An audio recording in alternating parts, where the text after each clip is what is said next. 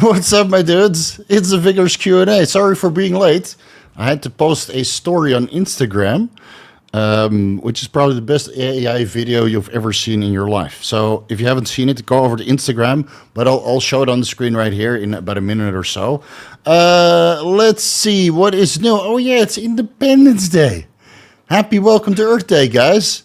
Let me know if the audio is sounding good, then we can get started. And let me crack open this new Grillamine fruit punch and do a live taste test. They just launched this. Of course, they sent me an entire case and Gorilla Mode and Gorilla Mode Nitric, all in fruit punch. But I haven't tried it yet.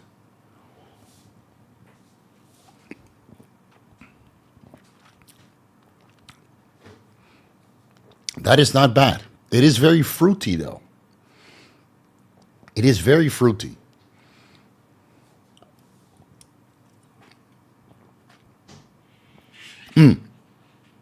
I'm going to rank this below Black Cherry Bomb and, what is it called?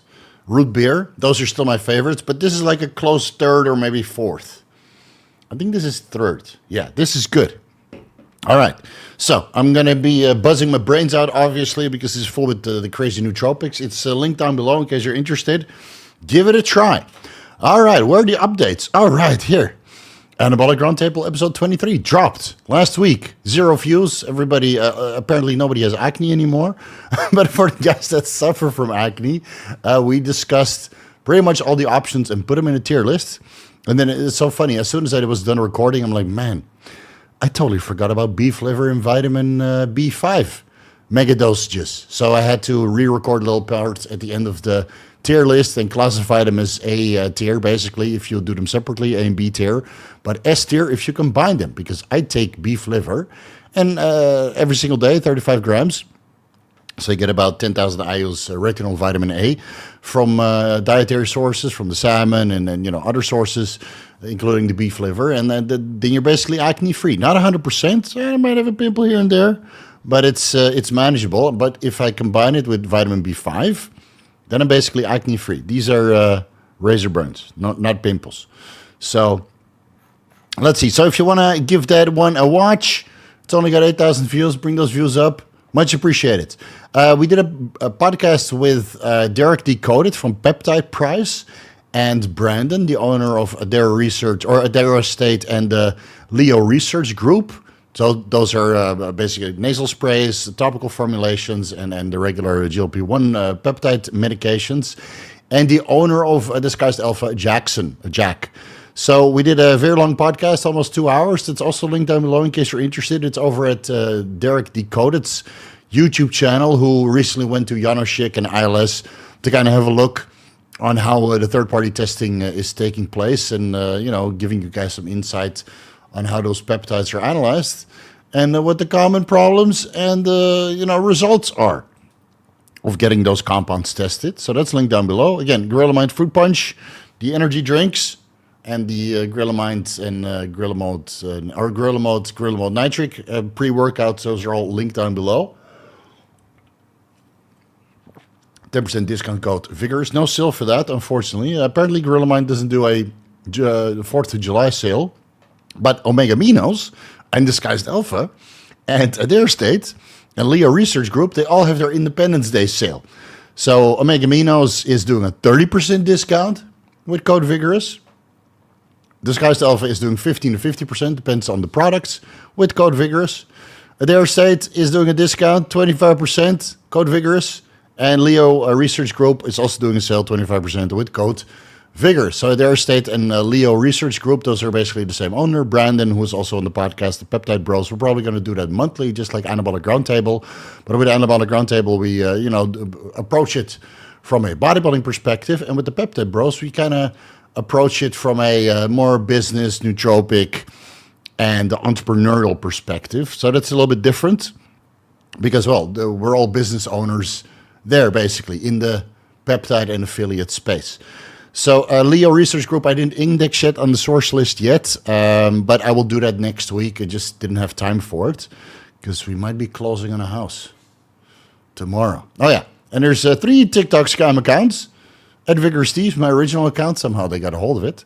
At Dr. Vigorous Steve and Vigorous Steve. Those are linked down below. Still not taken down. I already sent them a copyright notice with a cease and desist. But TikTok is going to do TikTok things. I mean, with the name TikTok, what do you expect? So soon we're going to lawyer up and send them, you know. Otherwise, I'm just going to fly to Singapore, head into their office and start punching some people. That is not me. And you should not purchase anything of whatever the fuck that scumbag has to offer. All right, we have a source list on my website, vigorsteve.com. But I'm not on TikTok. All right, the timestamps will follow. Probably after the 4th of July. Use code Vigorous in the meantime at all of my affiliates. All right, those are pretty much the updates. I want to show you guys something. What should we do first? The banner or... Let's do the disclaimer first. I might have wanted to screenshot that. This is the AI generated, which I just posted on Instagram. This is absolute. So that had got to be the gayest AI I've ever seen. So that was Brandon and me. I guess somebody over at Disguise Alpha made that video. And I couldn't stop laughing, dude. Like that's basically like Prime Steve when I was 35. And face all big and fucking jacked. My quads were never that big, especially now. I think if you put two quads together of what I have now, they would not be... they would come pretty close of one of the quads that you see in the AI video. But hey, I'm going to take it. And actually, Brandon looks pretty much the same. You dress him up in a pretty outfit like that, and he would look exactly the same. I would come close, but not super close. So if you see it come by on Instagram, give it a like. If you're not subscribed to or following my Instagram account, it's at vanilla.vigorsteve. Today I got the final confirmation that the old account is not coming back, so we're going to have to go vanilla. Okay, let's get started with the questions. AI Steve got looking patriot as fuck. Yes, fuck yeah, America. This guy needs to step up and keep the goodies in stock. I still haven't got to try ProVigorous, always out of stock. Yeah, so the first batch was like 50, then 100, then 250, and then there was some shipping delays. So instead of shipping it out on Monday like they promised, I think it went out on Wednesday or Thursday, and but not everything arrived. So instead of 250 items, only 100 arrived. So we're very sorry that that happened. Everybody that they're already brewing a couple hundred more. So for everybody that put a pre-order, we're going to get it as soon to you as possible, right? Get it to you as soon as possible. And then we're going to stock up hard. I think they didn't realize how much ProVigorous was going to be moving because, well, yours truly does know a little bit about injectable pre-workouts, and you guys surely are fanatics as well. And they're working on stocking the other stuff as well. But it's just... I mean, they've been in business for 7 months. You know, Jack is working day and night to keep everything in stock, but it's just moving faster than expected. So be patient. Don't worry. They will get a lot better. Bought some data on ITPP for a while back before MA went to shit. There's wanting to increase her endurance, for the wife, for a half marathon coming up in September. How should we start using them?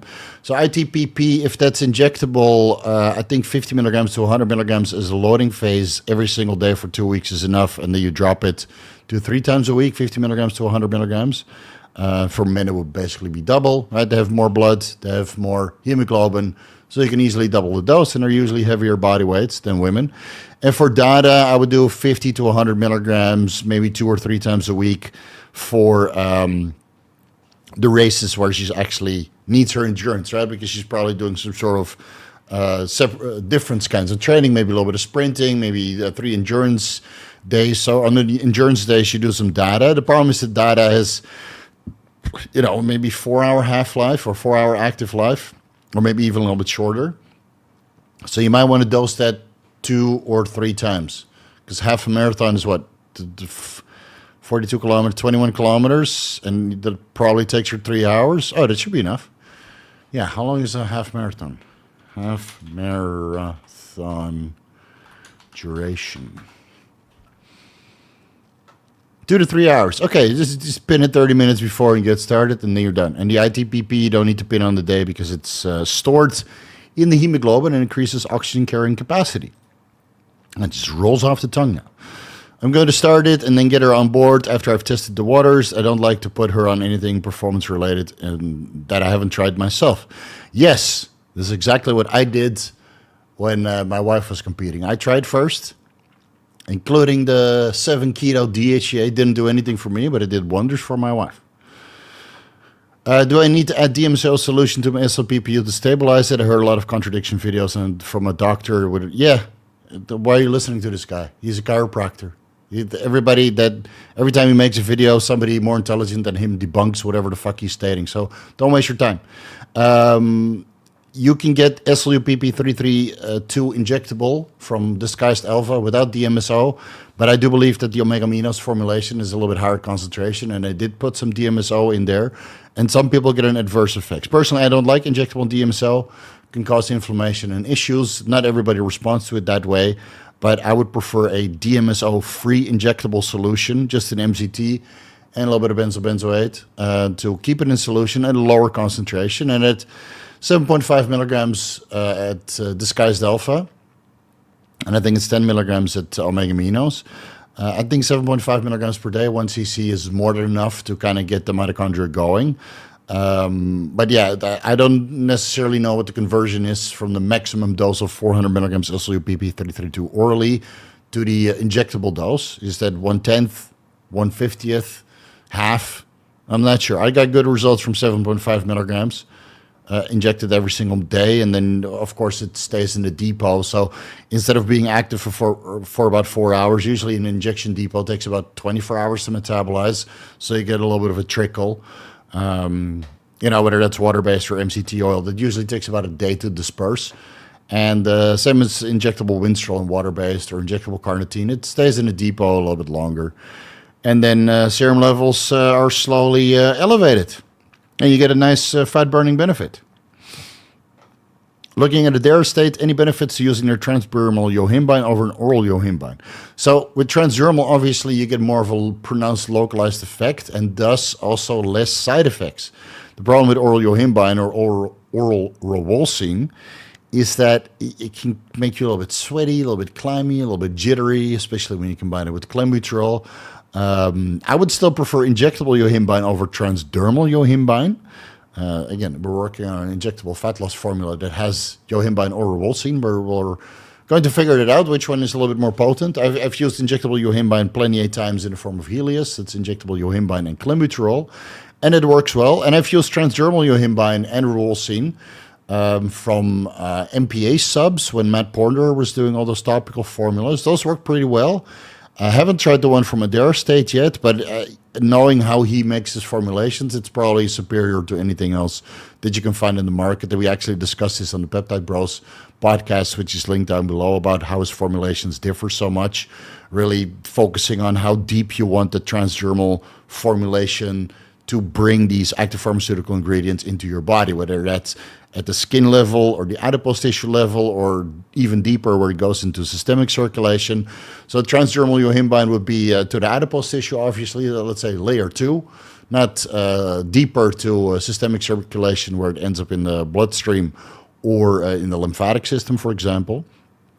So that would cause some localized fat loss. And it's the same with the transdermal BAM15, right? It just works in the adipose tissue and makes the mitochondria less efficient there, causing localized fat loss and brown tissue fat activation or brown adipose tissue activation. And then it doesn't go systemic. So you get maybe a little bit of oxidative stress, but not systemically, just in the adipose tissue, which is manageable, right? It's an organ that you don't want it. So, yeah, give it a try. Rub it on your lower back. Rub it on your titties or any stubborn body fat area and see if you can get results within 1 or 2 bottles. And then you can purchase more. I got results from 1 bottle of MOTS or from BAM15, and I'm waiting on my second shipment. Brandon, send me that shit. Hey, Steve, can MOTS-c methylene blue SLUPP332 stay until show day? I would take SLUPP332 and MOTS-c out because it might interfere with carb loading, because it does raise your energy expenditure and mitochondrial function, and then that requires you to eat more food to fill out. But methylene blue I would keep in. That is more like an antioxidant and a mitochondrial optimizer. And of course a cognitive aid, and will put you in a good mood when you might be a little bit stressed towards the end. You know, taking care of the protein and, you know, running around getting your number and dealing with the fucking expediters and all the fucking other competitors. So the MAOI inhibition of methylene blue I would definitely keep in. But MOTS-c and SLUPP332, Retatrutide, anything, any fat burners, clenbuterol, Helios, Yohimbine, growth hormone, you take all that shit out. Yeah, methylene blue you can keep in. Thumbnail says Steve looking like Apollo from Rocky. If he dies, he dies. I must break him. Man, they don't make movies like that anymore. Steve, do you believe that mTOR effects of metformin is as serious as people make it out to be, or if so, any suggested alternatives? Yeah, you can just eat better. So, metformin lowers mTOR, MOTS-c increases AMPK, lowers mTOR, training increases AMPK, lowers mTOR, but it's a difference between mTOR 1 and 2.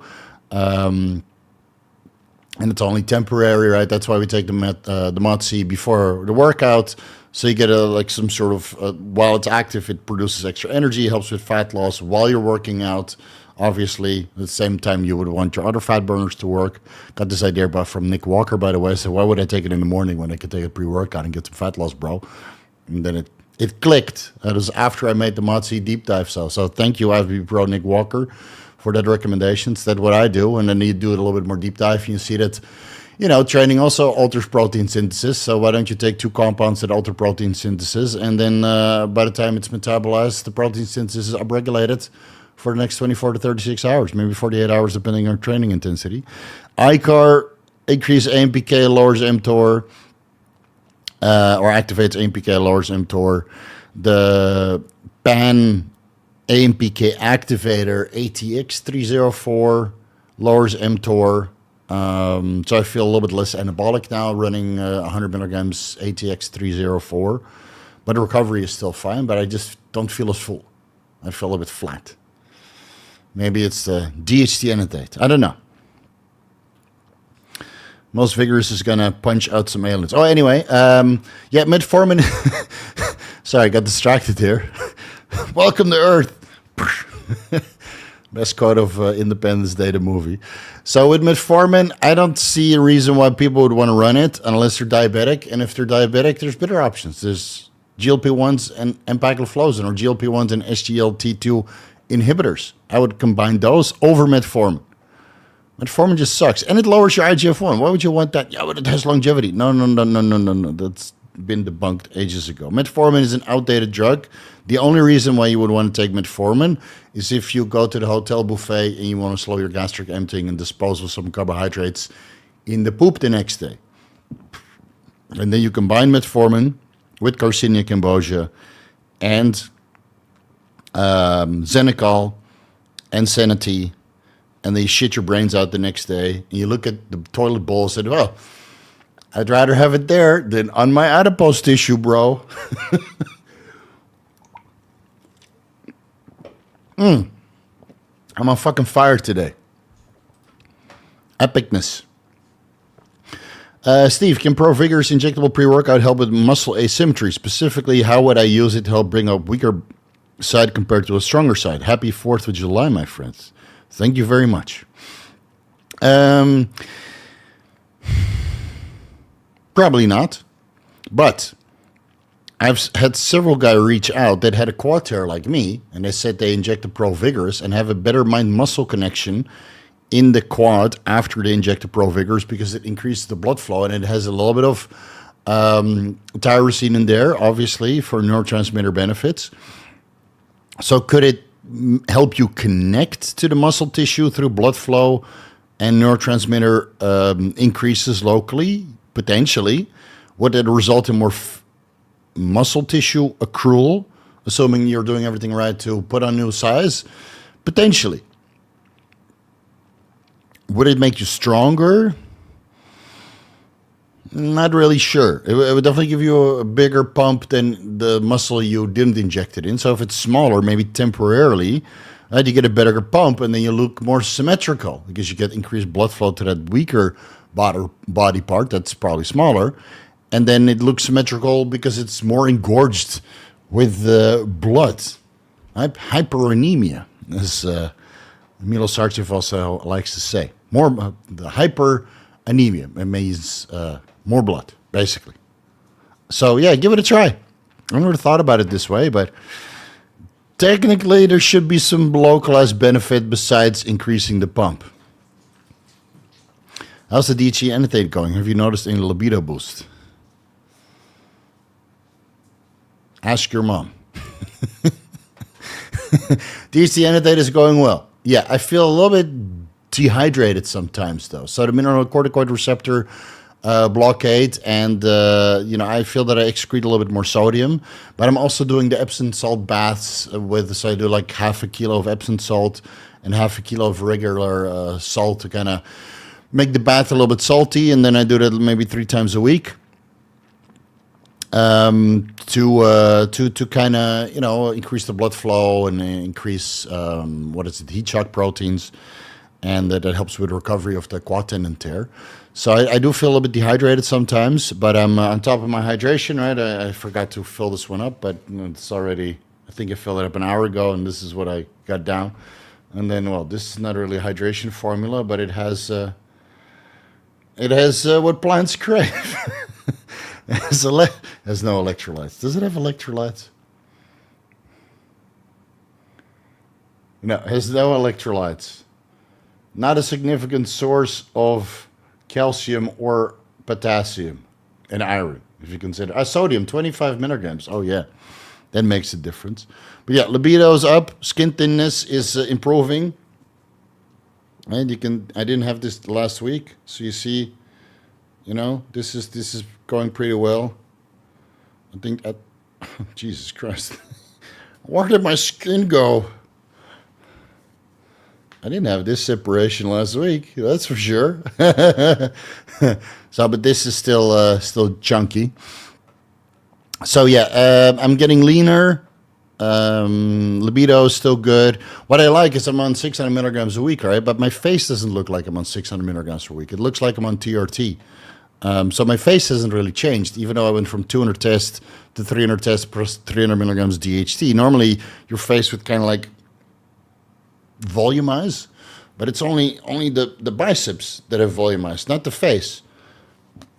Tan lines galore, bro. Yeah, it's getting better with the front facing. Oh, look at those. That's wrestling tigers in India. Bengal tigers. Somebody had to take them away from the villagers. So yeah, it's going well. Yeah, it's going well. I'll do blood work next week. Then it's been 4 weeks on Sunday the 12th of July. I'll do blood work, and then we'll do a before and after video. Dan, what's up, bro? How you doing? Here, I wanted to hear your opinion on Blueprint Bryan Johnson having an autoimmune disease after trying to live forever. Did his diet cause this? Vegan diet, is his protocol off to detect this? I'm not sure. I don't follow Bryan Johnson anymore because it turned into, in the beginning was interesting, but then it turned, like everything else, it turned into like a little bit of a cult and a shill, and so I lost interest. Jordan Peterson also got some sort of disease, and they did like what is it called? Those stem cells from a certain doctor, and I've heard several stories about issues with those stem cell treatments. I might have to take that podcast down that I did with that doctor. But I haven't really been following what Bryan Johnson is, so I'm not up to speed of what kind of autoimmune disease he has. But yeah, he's been on polypharmacy and all kinds of experimental things for a very long time. So, you run into issues. And Bryan Johnson is not somebody, I think, who understands polypharmacy and drug interactions. But that's with most guys on this Like some of the combinations that it was doing when I was still following him, it didn't make sense, and I had some contraindications. Right? I mean, that's what I always try to do. If you want to combine something, it needs to optimize and complement each other and not interact. So, like BAM15 and the DNP, obviously, they're not going to combine together, right? MOTS-c and ATX-304, it's a lot of AMPK activation. That's what I'm doing right now. So technically on paper, at therapeutic dosages, 1 milligram MOTS-c, 100 milligrams ATX, that should technically not inhibit protein synthesis too much, but it is. I can feel it. On 600 milligrams, I feel less anabolic. I'm sure if I take the MOTS-c and the ATX out, of course, fat loss would stall, right? Or not stall, but get less. But I'd be more anabolic because I don't get this continuous AMPK activation and thus mTOR downregulation and protein synthesis being not optimal. Right? I don't really feel it because, well, I'm still on steroids, obviously, 600 milligrams of some growth hormone. And I eat a boatload of protein, and I don't really train as hard. I'm fucking crippled, bro. But like guys like Bryan Johnson, many of these guys, they look into the drug separately. They're like, oh, this is very beneficial. Let's give it a try. And then they end up with 20 different drugs without understanding the nuances between them. Now, would he get an autoimmune disease from that? Maybe it was his diet. Maybe the vegan diet didn't work out for him. Maybe it was the stem cells. I don't know. It wouldn't surprise me if it was a vegan diet. You know, everybody that I know that switched to a vegan diet, they either ended up with severe gastrointestinal issues or neurological issues, like depression, that kind of stuff, because you need that animal protein for dopamine receptor synthesis, iron deficiency. Vegan diet is just the worst diet. I mean, I hate to say it, but like there's one culture, right, a group of people, Indians, that do a vegan diet. And I wouldn't say that Indians, generally speaking, are the pinnacle of health. So, you know, if you want to look at cultures that follow particular diets that are the pinnacle of health, the Mediterranean diet, you know, nice and varied, a lot of nuts, seeds, olives, vegetables, and meats.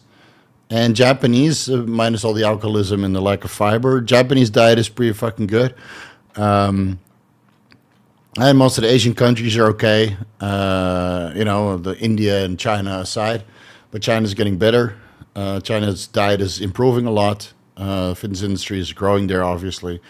So, yeah, it's Thailand is pretty okay. A lot of additives also. But, you know, if you eat clean Thai food, I think Thai food is pretty healthy. You get a vegetable, you got a rice, and a meat source. Every fucking dish. What more do you want, man? How would you run high-dose oral SLU in the off-season bulk protocol? You wouldn't. Because it just makes you know, it forces you to eat more. My current weight is 92. Is it worth running? Do you think it any real benefits? No, I would run no more than 1 milligram SLU in the off-season. SLU is a compound to improve mitochondrial function, improve fat oxidation, improve insulin sensitivity, so you have less insulin release for the carbohydrates that you eat to you know, have a productive workout and stay somewhat full in a caloric deficit. But I wouldn't do a high-dose oral SLU PP332 in the off-season. I would limit it to 1 milligram, whether that's injectable or oral. 1 milligram to keep the mitochondria going, help with insulin sensitivity, help with fatty acid oxidation, but not to the point where, like, dude, if I take 400 milligrams or 200 milligrams or 100 milligrams oral SLU PP332, I could eat 1,000 carbs per day and not get fat. And you need a little bit of a surplus besides the muscle tissue, right? Or at least it needs to be 95% saturated so the protein synthesis is upregulated and you can actually reduce your protein intake to maybe 175 to 200, 225 grams per day in the off season. So you can eat more carbs. And if you're 92 kilos, well, bro, fuck, man. After no training for 6 weeks, I was still heavier than you. And that's 3 meals a day.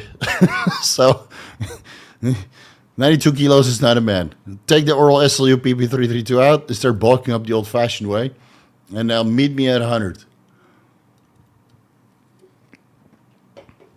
Yeah, but I want to stay lean. Manage your diet. Carb cycling in the off season. That keeps you lean.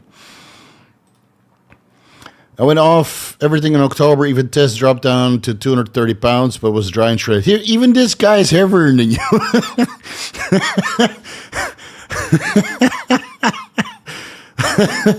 Vegas, thank you, or Tyler, or whatever.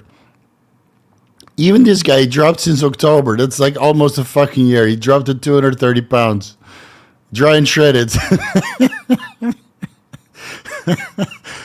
Since April, I've been on 250 tests. Okay, so he was off for 6 months. After 6 months, he was 230. I think after 6 months, yeah, I was 232. Yeah, now I'm lower, though. But that was 6 weeks, no gym. Now he's been on 250 tests, at 265, 10 to 12% body fat, biggest I've ever been.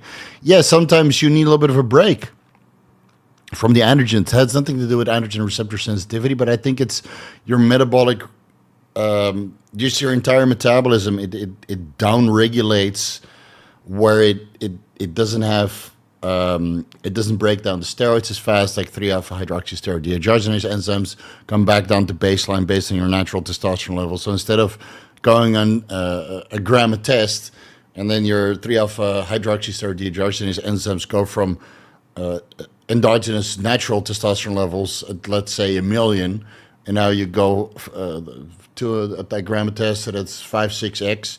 So maybe the 3-alpha HSD enzymes go 6x or 10x, and then basically this gram a test metabolism is faster than your endogenous testosterone levels.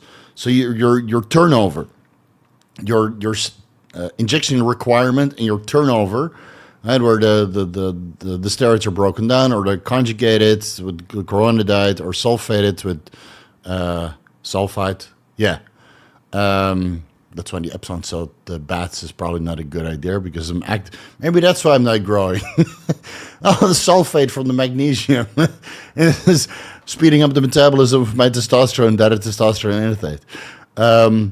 So sometimes you need a little bit of break of all these enzymes that kind of want to keep you small and speed up your metabolism, but also drug clearance.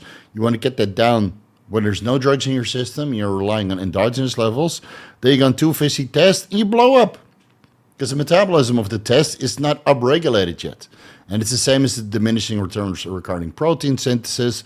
Maybe during the time you dropped your test, you took care of all of the micro injuries. I didn't train for 6 weeks. Guess what? My elbows, my shoulders, my hips, besides my left knee, which feels kind of broken, everything besides my left knee feels fresh as a daisy. So, sometimes you need a little bit of break. And then you can start again. So 9 months hardcore, 3 months chilling, and then every time you make gains on the same dose. Tastes like Hawaiian Punch. Yeah, this does taste like Hawaiian Punch. This would go well with a... Don't say it. This would go very well with a Hawaiian pizza. Ban the Anavar only guy? Is there an Anavar only guy? He only asked for Anavar only cycle. I just ignore it. Finally got to try the Ghrelin root beer. Awesome. Steve, have you heard of the acne medication Winlevi, clascoterone? It's a topical DHT blocker. No, never heard of that. What is your review? Have you seen the experiment Molecular was running with Tren? Yeah, I was doing gram of Tren. He was able to manage the sleep issues, Tren rage, and some mental side effects. Have you seen how he did it? No, but I'm sure it will be in his deep dive. So he probably used a sleep medication and some sort of, SSRI or some sort of other inhibitor to get over the Tren rage and the mental side effects. So do you need to run a gram of Tren? No. Are there methods around it? Yes. I discussed many of them in the Trenbolone video that I made, the Trenbolone deep dive, right? We discussed the sleep issues and the Tren rage and the mental side effects at that time, but I'm sure he has his own insights. So I'm looking forward to his deep dive. I mean, he's taking a sweet time, as he should, because he's got some new information from the French government regarding, formerly unreleased trend studies, and he's got his own idea on which ancillary medications are beneficial. Right? So I'm looking forward to it. Yeah, let's see what he has to bring. The EQ deep dive was good, so I'm looking forward to it. But give him some time. My friend was diagnosed with ALS. Do you have any advice on how to optimize the rest of her life? No. I've no idea how it's caused. Again, guys, I'm specialized in hormones, not in medical diseases, so that's why we have doctors. So I don't know, man. I know ILS, right? Imaginary Line Syndrome, but ALS, no, I'm not familiar with that at any shape, so please consult with a specialist. Or ask one of the fake doctors online. There's some guys that have an answer for anything, right? Like Alex, I'm sure Alex that cures cancer, he probably has a solution for. Will it work? Probably not. But he'll gladly take the money to whip out a solution from his butthole, and then write post it on his Instagram like, I cured this person from ALS. No, you fucking didn't. Get the fuck out of here. You didn't cure shit. Ordered ProVigorous last week, was supposed to ship. Yeah, so some were not shipped out, or maybe it was not shipped out with the batch that was shipped out. So please be patient, guys. It's on the way. We're working on it. We just had a little bit of a mishap in the warehouse, and we got less bottles than we were expecting. But it's the second batch already working, so it will come ASAP. It will be in your house before you know it. But we will not be doing pre-orders anymore. But so many people in my fucking email. It's like, when can I buy it? When can I buy it? It's okay, fuck, put it on the website, because it will arrive on the 29th. And then it didn't arrive on the 29th. I think it arrived on the 1st or 2nd. And then not enough arrived to fulfill. So, yeah, it happens. Sorry, bro. But you will get it. Trust me. You paid for it, so you will get it. That video was awesome. Lee Priest is some good. Yeah, Lee Priest is like the king of AI, dude. Especially, with the competing bodybuilders. Hey, where's my watch? And start dancing. Hilarious. Def the Feeder. Here we go again with a boatload of information. Thoughts are running 12.5 micrograms T3 one time a week, and then 12.5 milligrams one per day, once per day for a week, and then twice per day for a week. And Clen 20 micrograms, some milligrams, Rose micrograms. And a recommendation to help the cut up in calories some.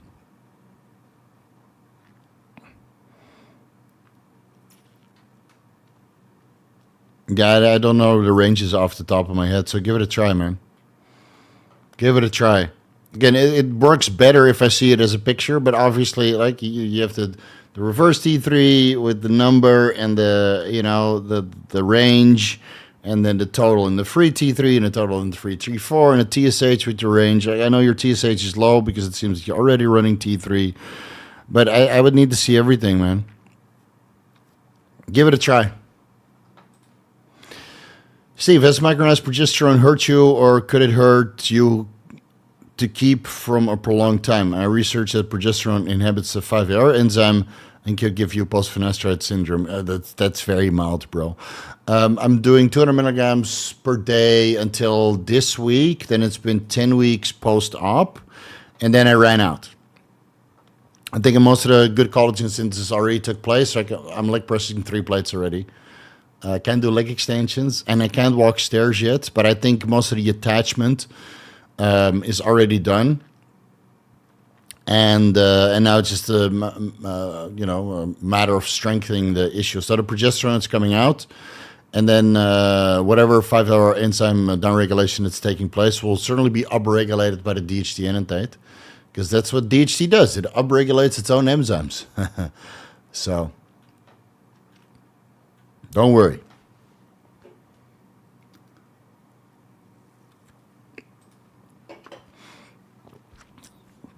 Hey mate, for oral 5-amino-1-MQ, what did you find to be the best dosage and dosage timing?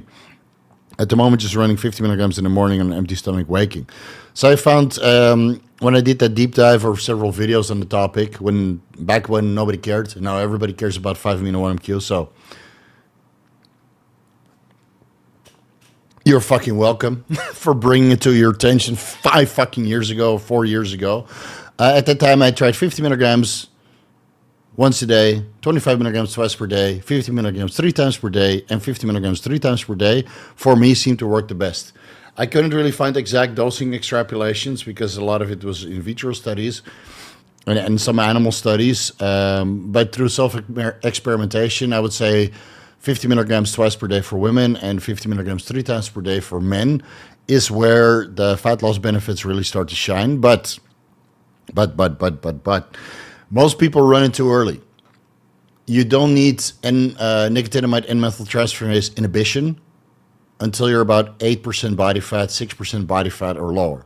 So I added in recently in the injectable version, 25 milligrams morning and evening with albuterol, ribosine, or Yohimbine, etc. And because we're trying to make a spot reduction formula and a little bit of NAD+. And that works pretty well. Yeah, that works pretty well. Yeah. So, right, you need something to liberate the fat and something to burn the fat. So, clenbuterol liberates and burns. It's one of the few that actually liberates and burns. Growth hormone only liberates through a hormone-sensitive lipase.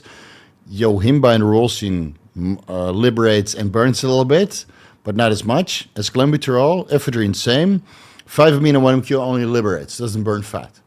So when you're still liberating fat because your NAD+ levels are high and NNMT levels or NNMT enzymes are not really downregulated yet, or upregulated yet, that it breaks down NAD+ and prevents further fat loss, why would you take it?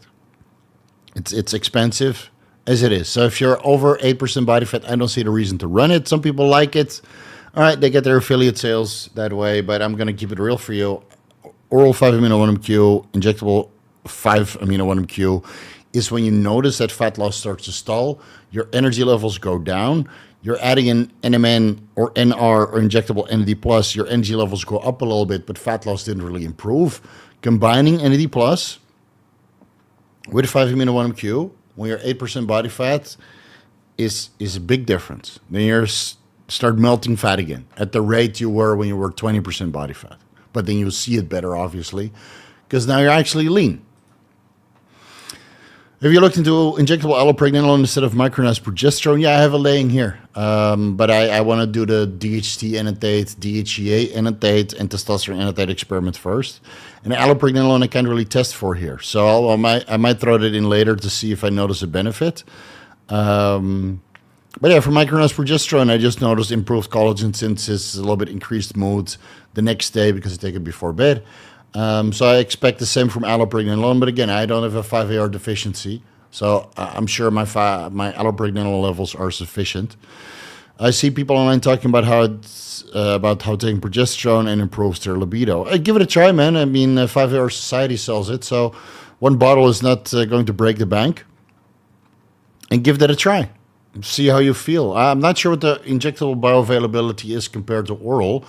I talked to Bowtie Biohacker, and he said that the bioavailability of injectable DHEA was about 33% higher than oral DHEA. So I did some fancy calculations and came to the conclusion that 35 milligrams or 37.5 milligrams DHEA, which brings me to the top of the reference range, would require 10 milligrams DHEA enanthate per week to get to similar levels. Now, I'll do my blood work in a week to see if that's true. Switching from oral 37.5 milligrams DHEA daily, 25 milligrams morning, 12.5 milligrams evening, every single day, to 3 injections of 3.33 milligrams DHEA enanthate. Will that bring me to similar levels? We'll see. And otherwise, I'll increase the dose. So with allopregnanolone, I'm not sure how much you would need to inject. But yeah, maybe test your levels first if you can. Can you check that at Merrick Health or Merrick Diagnostics? Allo.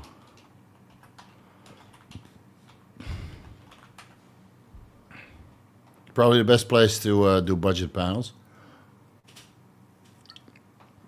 Like they have a budget panel for $150, and all you need to do is add in CRP and gamma GT, so that's maybe another $30 to $50. So for $200, You get the most comprehensive panel already, and then if you want to add some lipid markers, which you should do occasionally, then it's $250.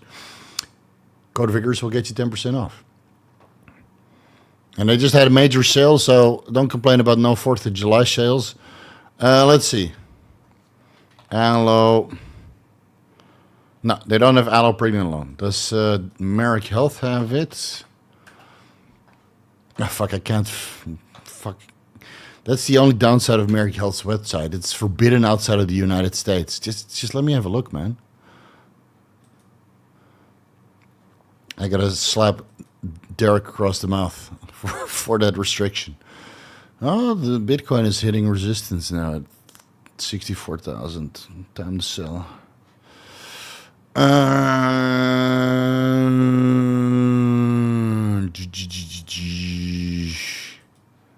Yeah, so give it a try and report back to us. I have it laying around here, but I need to do blood work first. And I don't see a reason to run it, but I will run it for the sake of the community and let you guys know. But I haven't done the conversion yet, so I don't know how many milligrams I'm going to run. Steve, experienced some flank pain after a bad batch of Reta besides asparaginus and SS31. Any other recommendations for kidney support? Just because you have flank pain doesn't mean you have kidney issues. Aspergillus? You mean astragalus? Astragalus root? Aspergillus. Is that a thing? Why does it sound like asparagus syndrome?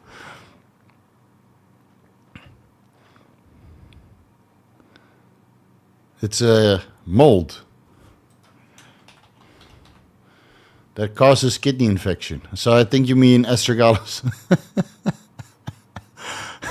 For the kidneys, 3,000 milligrams astragalus root extract, 2 to 5 milligrams SS31, and hydration, bro, and blood pressure management. But flank pain, I mean, Reta could cause, what is it, allodynia, where you have like painful or sensitive skin. So maybe that's it. You can do your blood work, bro. Merck Diagnostics, code Vigorous. Check your serum creatinine, serum cystatin C, and do your analysis. You're done for $50. Which brand of NMN do you use? I no longer use it because I inject NAD+, but when I was still using it, I would just get the one from iHerb, the California Gold Nutrition NMN, at about 875 milligrams. There were 125 milligram or 175 milligram capsules times 5. Yeah, 875 milligrams, and I noticed the benefit, but that's more expensive than injecting 20 milligrams NAD+ sub-Q daily. I'm using NAC, 5-amino-1-MQ, MOTS-c. Just inject it, man. I mean, I think Disguised Alpha has it. Disguised Alpha. NAD. Yeah. And I even have a NAD plus MOTS-c and 5-amino-1-MQ. But I think there was an issue with that. It's a peptide and a molecule. Okay, so they have 500 milligrams per milliliter in a 10 milliliter vial. You only need 20 milligrams. So this is 500 times 10 divided by 20. So that's 250 servings. 44.99. What's the discount on this? Let's say 10%. Let's say 10%, so times 0.9. Oh, times 0.9 because you used my code. So that's $40.50 divided by 250. 16 cents per serving. iHerb. California Gold NMN.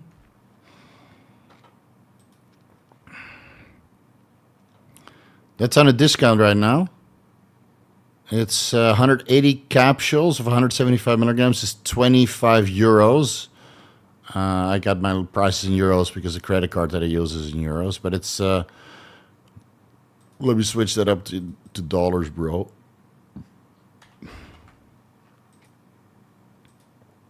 Is it still on a discount if it's in dollars? Yeah. 27 points. So it's 180 divided by 5 is 36 servings at 27.89 with 5% discount, so that's 26.50 divided by 36 is 74 cents per day. NAD Plus was how much? 14 cents versus 74 cents.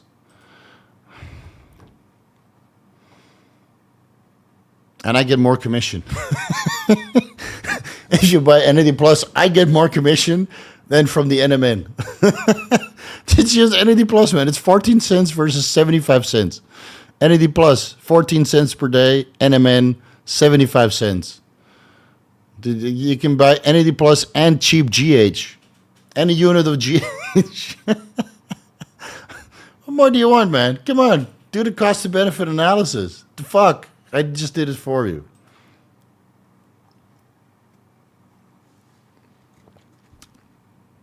Man, this formula, Derek really should deserves.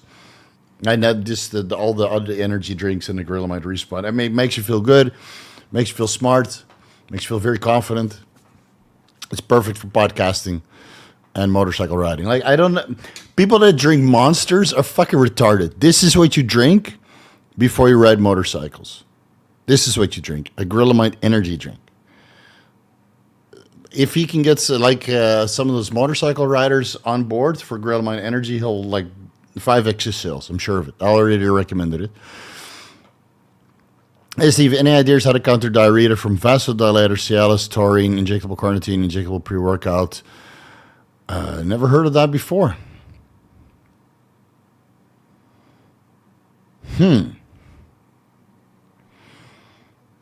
Never heard of that before.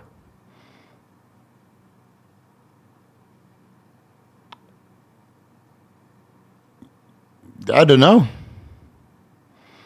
Magnesium citrate? Sure. Tutka, ox bile, high estrogen levels. Maybe your estrogen is high. You know, you produce a lot of this watery bile acid, and then you add in a little bit of Cialis, and your butthole explodes. I've never heard of this. Cialis diarrhea. Diabetes, no. Diarrhea is a common but mild side effect of Cialis. Occurs in 1 to 10% of tadalafil users. Increases blood flow to the digestive tract, which can cause stomach upset and loose stool after taking a dose of Cialis. So you're increasing blood flow to the digestive tract with whatever you're taking. Your Cialis. Taurine is that a vasodilator? This is a bit of a stretch, man. Injectable carnitine is not a vasodilator. Injectable pre-workout. Maybe you should add some fucking fiber to your diet, bro. I don't know. I didn't watch the Acne Roundtable, but I did share it with a friend who has bad acne. Hey, you're doing your part. Thank you. Steve, do you think Pentoxifylline is a suitable replacement for tadalafil? Upper fourth of the line. Never heard of that either. I don't know. It's like so many drugs popping up on the market. Can't keep track anymore.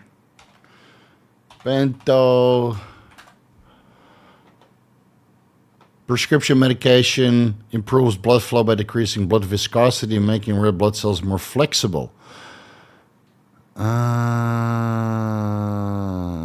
So it makes your blood cells more flexible.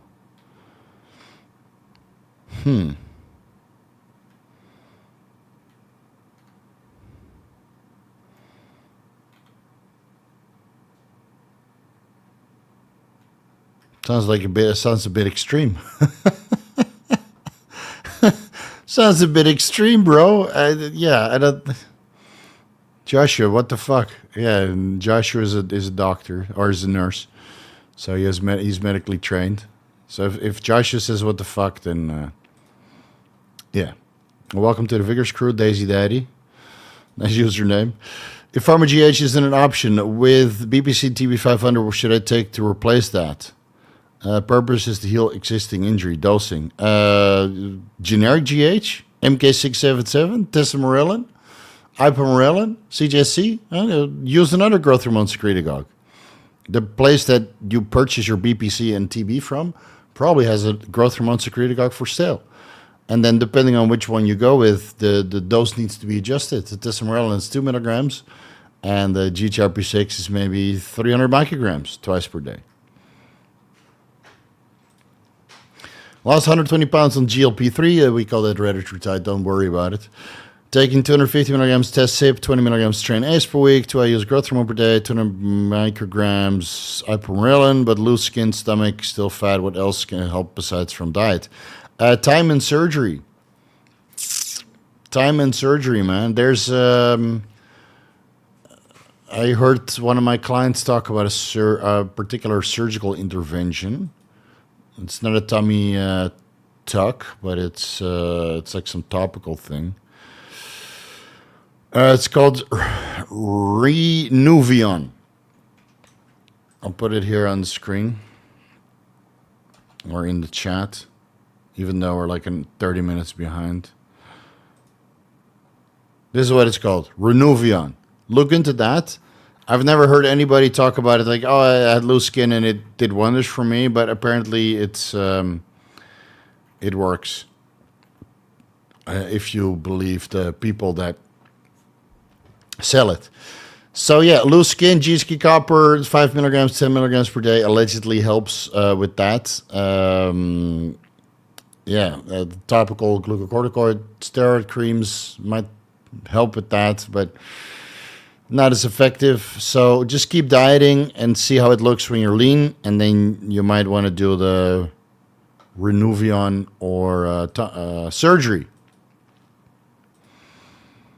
For ALS, meds are coming, mostly glutamate modulators, medical management of degradation. Yeah, I really don't know.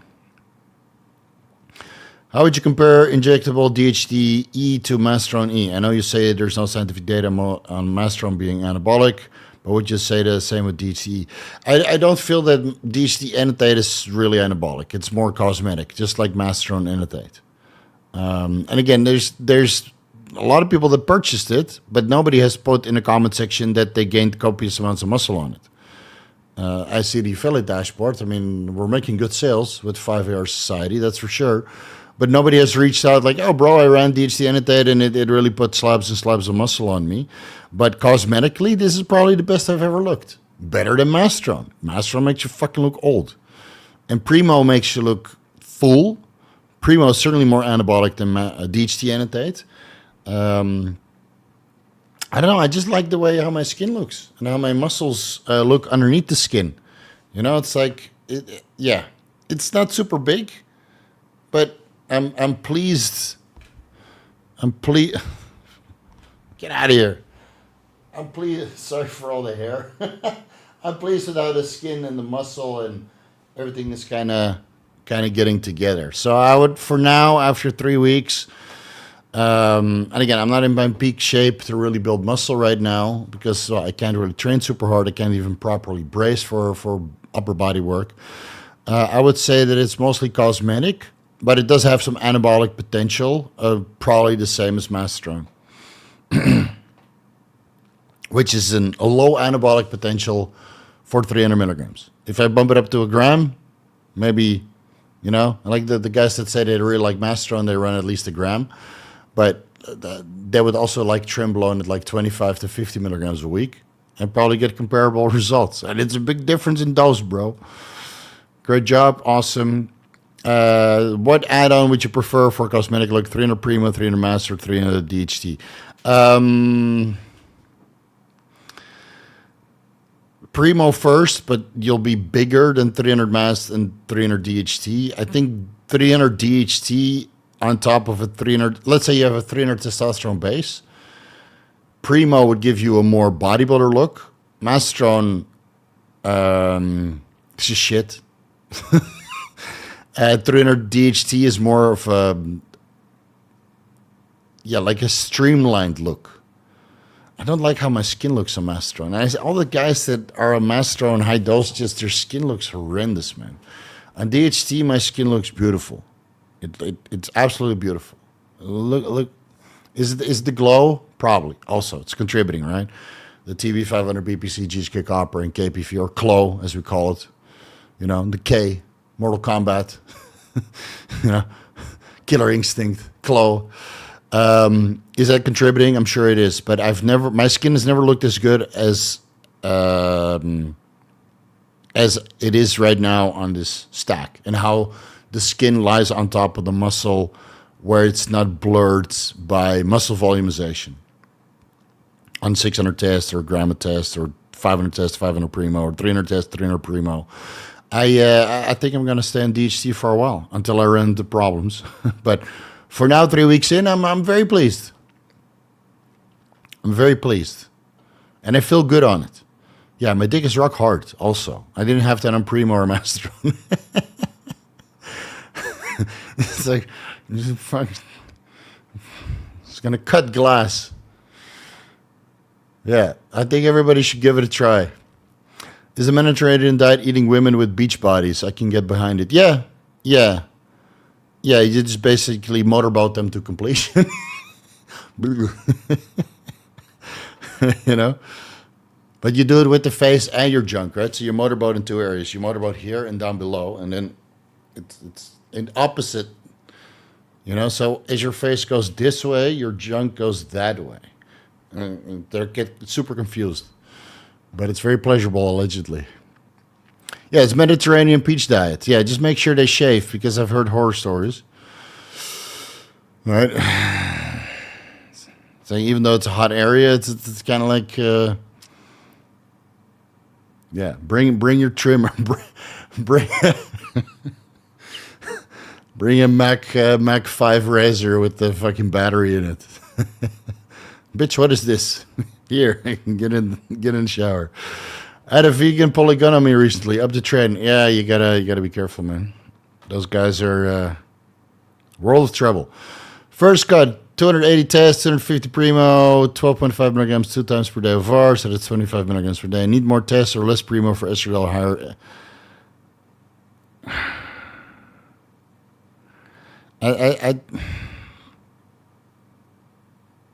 I think you need to reassess Death Defeater. I've seen a couple of your comments now. I think you need to reassess what you're doing. Because you keep posting questions like this, which are very hard to decipher. And you seem to be all over the place. So, how about this? Make a plan. Stick to the plan. And don't deviate. Because you just asked me about thyroid medication, and now it's a lean bulk, and you're planning for it, but you don't give me blood work results on your test and primo cycle. So, well, you need to do more research before you get head first into the shit, because it seems that you're butterflying, roller coastering through your hormone journey. Steve, do you believe PCT is needed after HCG monotherapy, or is it unnecessary? If you were on HCG monotherapy for a long time, then yeah. If it's just a couple of weeks to assess, then no, just come off. And, you know, LH and FSH levels will come back. Unless you were androgen deficient and LH and FSH levels were low beforehand, then you probably need a PCT. And then they'll probably come back to the same levels they were before, which is still androgen deficient, so you will not be happy with your results.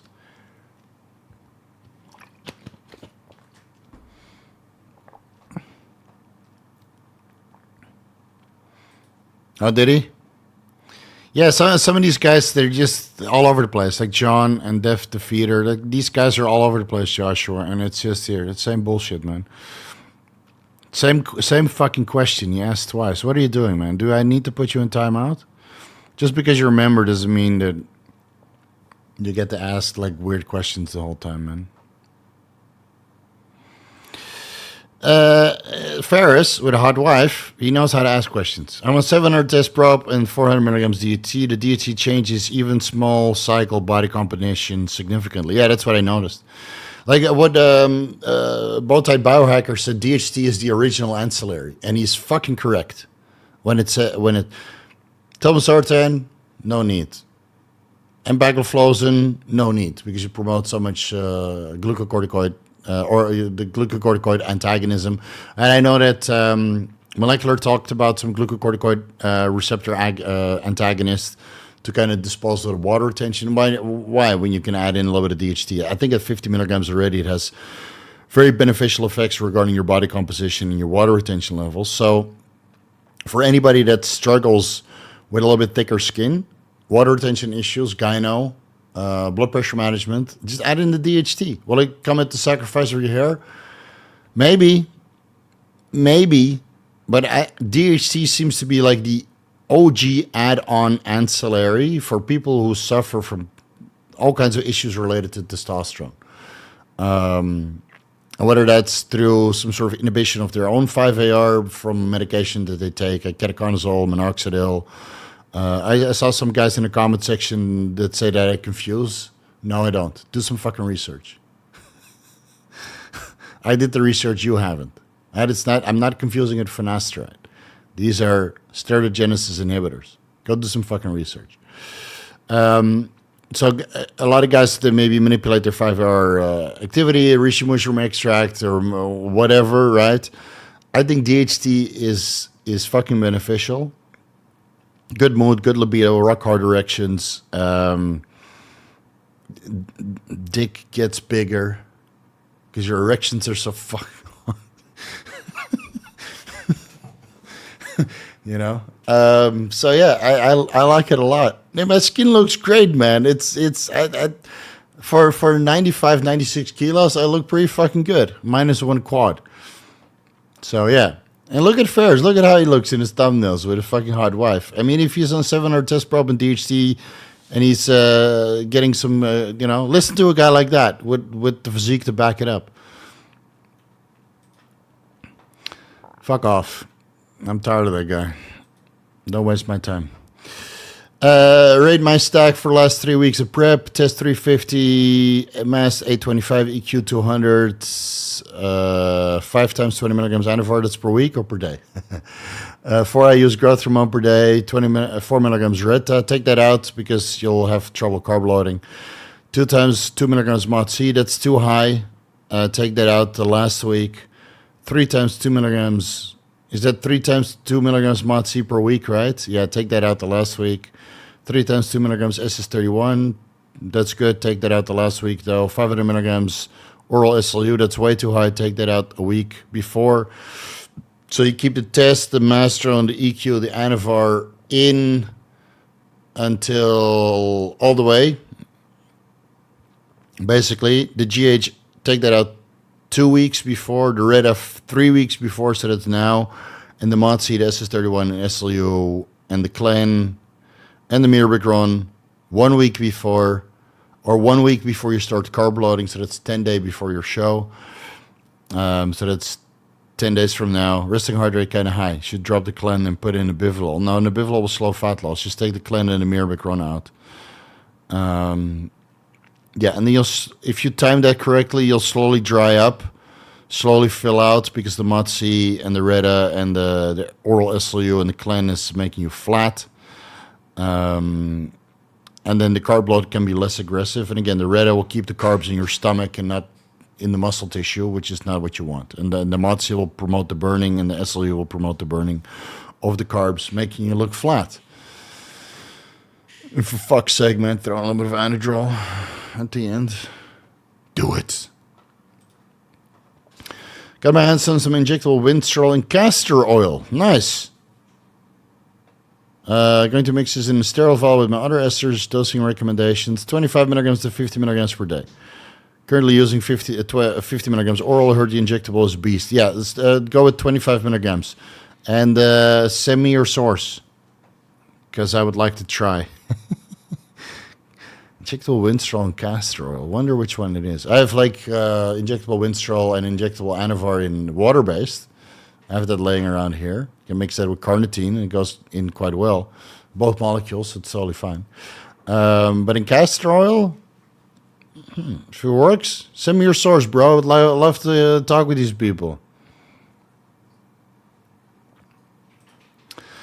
Ferris, I'm 5 feet 10, 210 pounds, 8% body fat went down from 220 pounds, 12% changing to test prop less water, but it's a little bit less anabolic.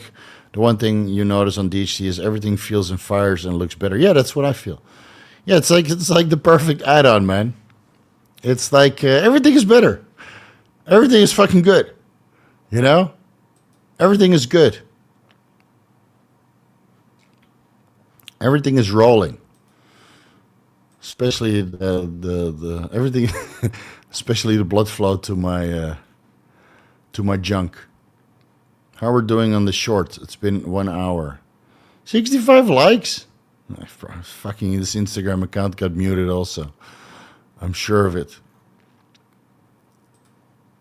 Let's see in 24 hours. Okay, so yeah, hey, don't take it from me. Listen to Ferris. Dutch? Well, that explains it. Explains what? Oh, yeah, it's Conan stunt double. Yeah. Okay. Thank you about being honest with the ALS. Figured out it couldn't hurt to ask. Well, I mean, yeah, but I don't know, man.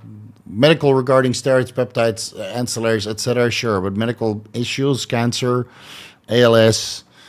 I don't know.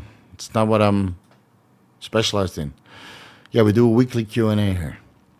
Never used injectable pre-workouts. Both me and my wife are the same. Do not like them. Been doing this a long time. Shot of cold brew espresso. I'm good because it's Steve. I bought some ProVigorous. Amazing. Okay.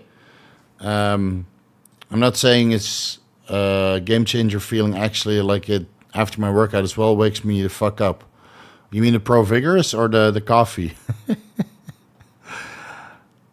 I like the ProVigorous blend, man. It's like everything you possibly want in an injectable pre-workout formula for like monster pumps and reducing lactic acid a little bit. And how much is 100 milligrams L-citrulline and 100 milligrams ornithine going to do? And carnosine, right? How much is it going to do? But it's better than nothing. And I prefer to inject my pre-workout over taking oral pre-workout as well. I don't like much in my stomach during the workout, besides water. Most interesting thing I've seen on ALS is seizures causing reversal of disorders. Jesus. Oh. I don't think it's good to induce a seizure to get over ALS. But hey, Joshua is our resident medical expert. I just pretend to be one online. But I don't lie about it, unlike the article experts, right? I'm a doctor. No, you're not. Where's your medical license? I see a license. I see some sort of... the diploma from some random school in the background. You're a doctor or you're a chiropractor? Okay, it's not really a doctor, right? Doctor is a medical doctor. The only doctor online is Dr. Andrew Wingy. He's an actual medical doctor. Dr. Berg, chiropractor. Dr. Pidatia,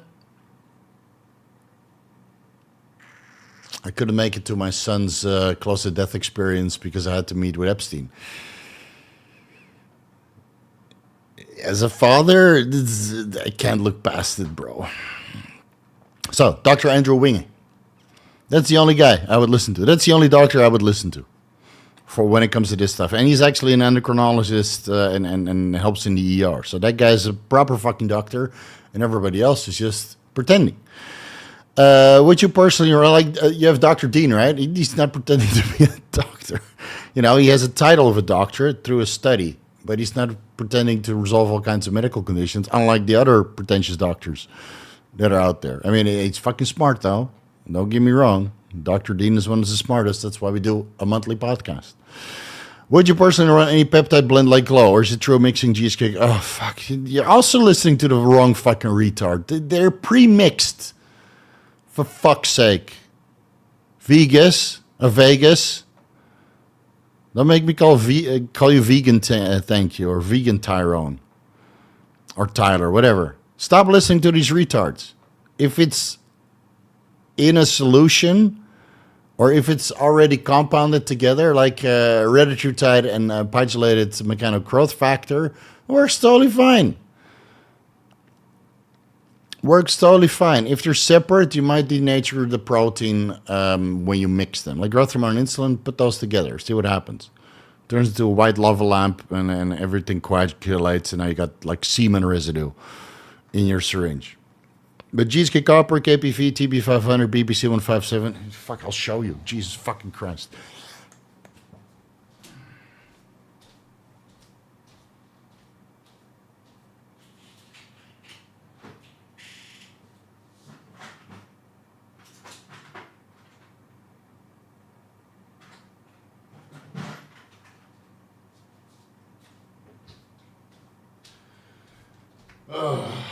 You know what? I'll reconstitute a fresh one for you.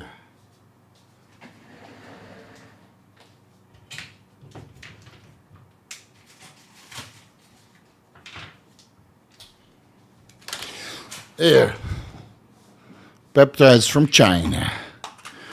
China. No label, just a puck in the bottom. Reconstitution 101. My fresh syringe. This is KL 80 milligrams, right? 50 milligrams GHK copper, 10 milligrams TB500, BBC 157, and KPV. 4 different peptides, 80 milligrams per vial. I'll draw some fucking sterile water because that's all I have. I ran out of bacteriostatic water. Yeah, but Steve, dude, I run through a vial like this in 5 days. It's fine. There we go. Inject that in there. It's sucking itself in. Just like your mom. Because she likes the vacuum too. It's going in right properly. Oh, look how purple it is. Gay. All right, remove the vacuum. Inject some extra air. Swirl that around. Oh, it's denatured. No, it's not denatured. It's just mixed. See? It's totally fine. It's not dissolved yet completely. If it would denature, you would see chunks in here. This is totally fine. And this is just not dissolved yet. So if you keep stirring it, it will dissolve. Just like this one. I didn't here put a label on it. Hey, this one is dissolved, but I got 1 serving left. See? No chunks. It's just liquid. So, chill the fuck out. Stop listening to these retards that oh, the ions, bro. The ions, denatures it. If it's denatured, you would see it. The protein would fall apart and it would entangle itself like you're cooking a fucking egg. God, you really need to be selective when you listen to, right? Do those guys go live for 2 hours every single week answering questions that you know without any preparation? Because most of these guys, they don't know anything. They need to check ChatGPT and prepare and sit in front of a green screen with a teleprompter because they don't know anything. Let them do a 2-hour live stream.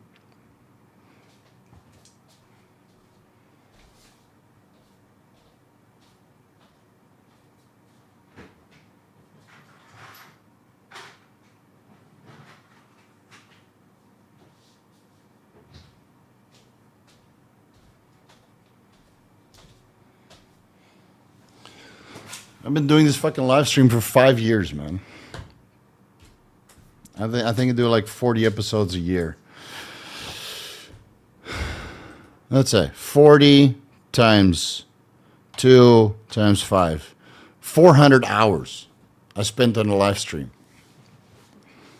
And these guys that spew 30-second reels on Instagram, they can't even do 1 hour. There's levels to this shit. Right? Another new face. Makes 1 video, offers coaching. Dude, where the fuck have you been the last 10 years? Nobody knows about you. Oh, guys. All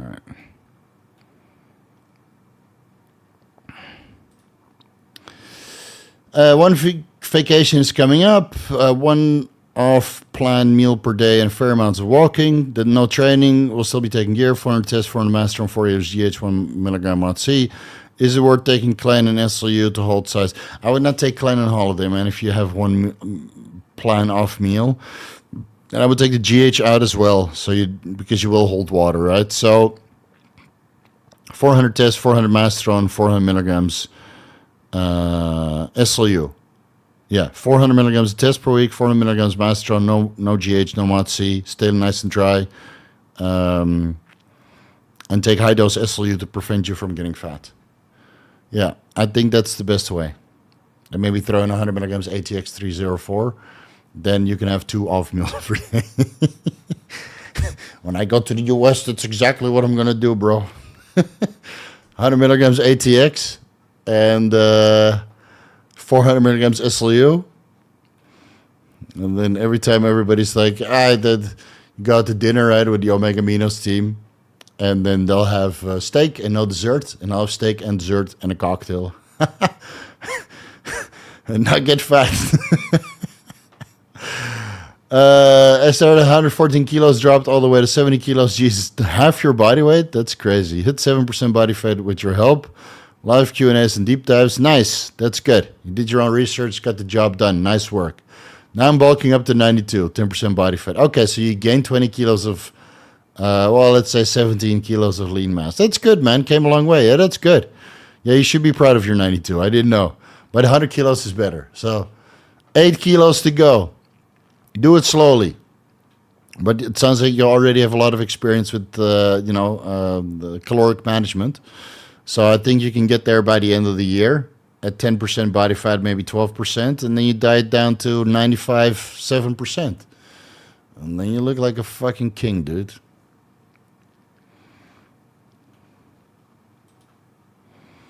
Steve, can you say hi to my wife, Karen? Or can you say hi to my wife, Tara?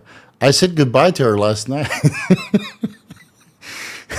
Come on, you knew this was coming.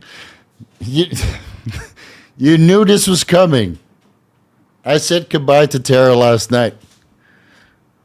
Why do you think she's on the couch the whole day today? Her back hurts, man. That DHT Enanthate is being put to work. Tara, see you tomorrow night. Don't tell my wife. Flank pain is usually kidney or pancreas. Really?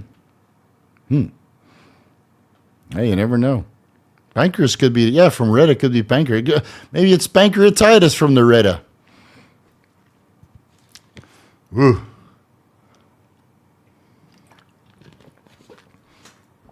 Is it time to exit Bitcoin? 4-hour chart, a little bit of wiggle room. 1-hour charts. Didn't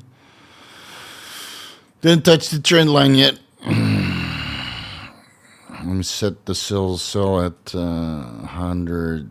Yes, 63,900. Fuck it. 64? 63,900.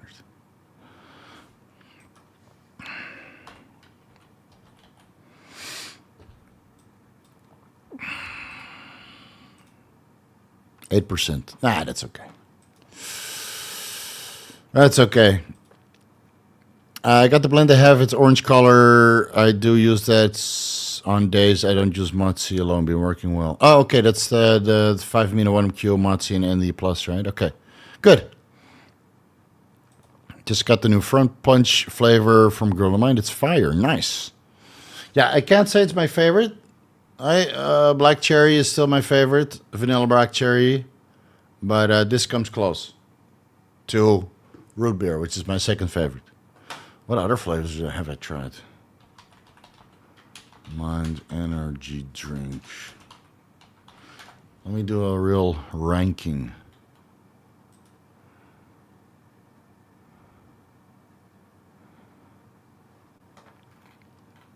Gorilla Mind energy drink, 12-pack. Fruit punch, red gummy fish. That was a bit too chemical for me. Rainbow sherbet also. Black cherry vanilla. That's the name. Yeah, that's my favorite. 100%. Rocket frost was actually surprisingly nice.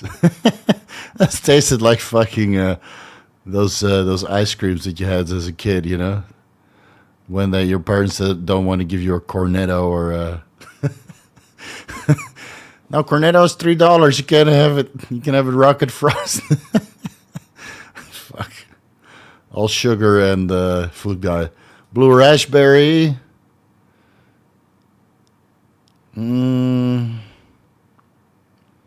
think that's better than the fruit punch, but it's been a while. It's close.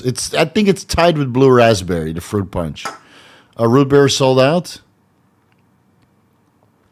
I like the orange rush also. Orange rush, blue raspberry, and fruit punch. I think they're tied.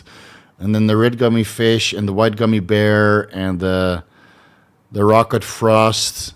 That's kind of, you know, white frost I didn't like. Wild grape. Wild grape was also good. I think all the fruit flavors are kind of tied for third place. I need to get that variety pack and try them all again. Make Derek spend like $200 on every cake. Dude, they keep sending me this shit, right? And I'm like, Derek, it costs $200 in shipping fees. So that's okay. So just give me $200. I can take my wife out to dinner, man. Send me Grillamide Respawn. Thoughts on raw nutrition, liposome, NAD, and their glutathione? They advertise it to be as good as injectable, or is it even close to comparable? Maybe, I don't know. I haven't tried it. Give it a try. Buy the injectable, glutathione and NAD plus and run it for a month from Disguised Alpha or Mega Aminos, whoever it sells it. Get a nice fat 10% discount. And then run it from the liposomal NAD and glutathione from Raw Nutrition with whoever has a code there, so you can get a fat discount. And then let us know.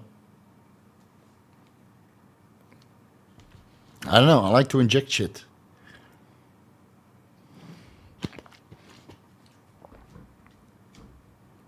It's like brushing my teeth. Easy. Buy a big ass bottle of NAD plus with your code. Yeah, it's way cheaper, man. This raw nutrition liposomal NAD plus is probably also 50 cents per serving, whereas injectable NAD plus is 14 cents. I can't remember. Save that money for growth hormone.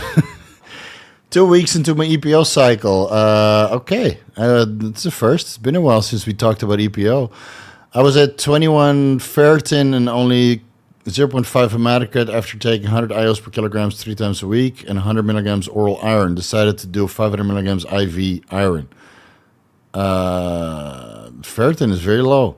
But what is your serum iron? What is your total iron binding capacity? We would need to know that as well. And plus 0.8 hematocrit. It's only been 2 weeks. I mean, give it like 4 weeks, 6 weeks, you know? And 100 milligrams oral iron, you don't need that much. 18 milligrams is enough on top of what you get from your diet. So you need to check your entire blood work panel, right? Besides ferritin, serum iron, total binding iron capacity, or total iron binding capacity. What's the last one? Red blood cell count, that kind of stuff. And just give it some time. But yeah, you might need to go higher. You know? Might need to go a little bit higher, but I can't give dosages on that. It's too risky. IGF-1 worth utilizing as a lifestyle size injection prior to working out. Is 40 micrograms enough? No, you go by the vial. 500 micrograms bilaterally.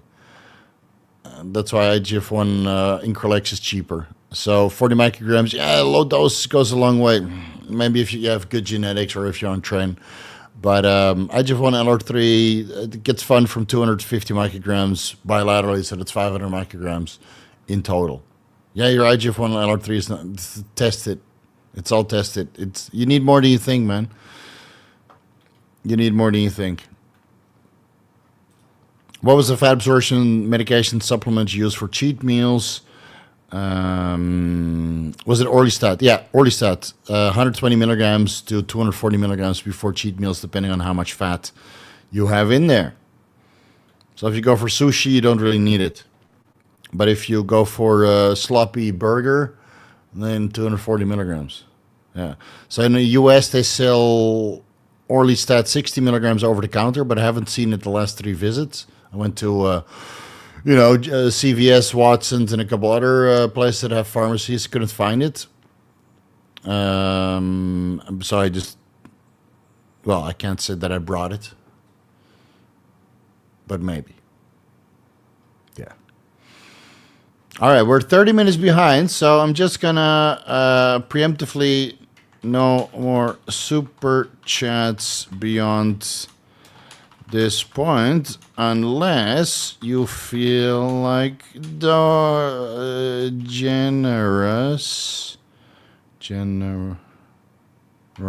and donating for no response.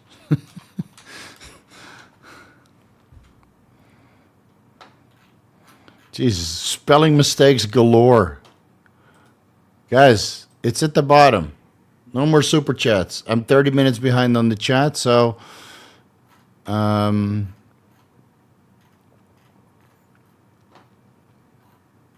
still got to get through a lot of shit. Happy 4th of July, Steve. How can I significantly decrease water retention and possible inflammation from using 4 years growth hormone daily and 250 milligrams test sip weekly? I'm turning into a water buffalo. Change for a different brand of growth hormone that causes less water retention, whether that's pharmaceutical grade or just a different brand of generics. I'm using APs. Growth hormone, unfortunately, doesn't ship out anymore due to reasons in China, right? They don't ship out growth hormone. So maybe switch brands, whatever you can get, or switch to something you can get locally, or something pharmaceutical grade, or look at the DHT Enanthate. Because I think the reason why I'm less water retentive now, my skin is thinner, is because of the DHT Enanthate, which you can buy at 5AR Society with my code Vigorous, 10% off, or 5%. What is it? The 5 or 10? I think it's 10. It's only those Russian websites that offer 5%. So yeah, look into that. And then you add in maybe 50 milligrams to 100 milligrams DHT Enanthate to start, and ramp up the dose every 4 weeks as needed, or every 2 weeks as needed. Watching your PCT videos and reading your PCT ebooks, some people recommend metformin for keeping the fat off during PCT. Is growth hormone a better alternative? Yes, because it's actually anabolic, and metformin will lower your IGF-1 level, so no. Any interest in MVD1 working through creatine-dependent thermo... MVD1? Creatine-dependent... I don't know what you... I'm not familiar with that. Also, is there much application for someone using 5-amino-1-MQ? I just talked... It doesn't matter your age. It matters if you're lean enough to see fat metabolism slowing down in adipose tissue, and you need 5-amino-1-MQ to inhibit the nicotinamide N-methyltransferase enzymes to recover and restore NAD+ levels in adipose tissue so they can help with the fat mobilization and fat liberation so fat loss can continue. But MVD1, creatine, I don't know, man. DHT Enanthate propionate anabolism is directly linked to the base pharmacokinetics. Well, you know, DHT Enanthate allegedly is broken down through the 3-alpha-hydroxysteroid enzymes quite rapidly, and that's not anabolic. But of course, if you take 300 milligrams, you're super duper physiological, so you should get an anabolic response. But the reason why I probably don't notice much from it is, 1, I'm not training super hard. 2, I'm in a caloric deficit. 3, I'm on Reta and ATX and SLU. So how much do I expect? Did I gain some size and strength the last 3 weeks? Absolutely. Is it more than the size and strength that I had on 200 tests when I was still primed at the peak of my, or the end of my cruise 4 months later before I tore my quad? No, absolutely not. Give me a couple more weeks though. Let's see. How do you feel about the Schofferhofer? I don't even know what that is.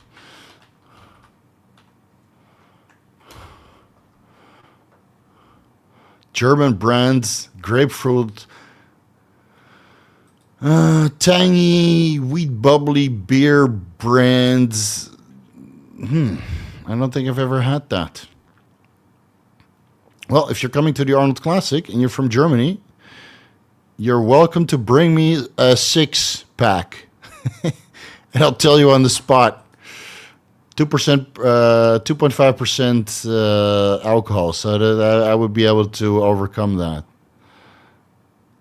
Grapefruit beer. I do like apple cider. If it's not too sweet. This looks interesting, though. And they have pomegranate as well.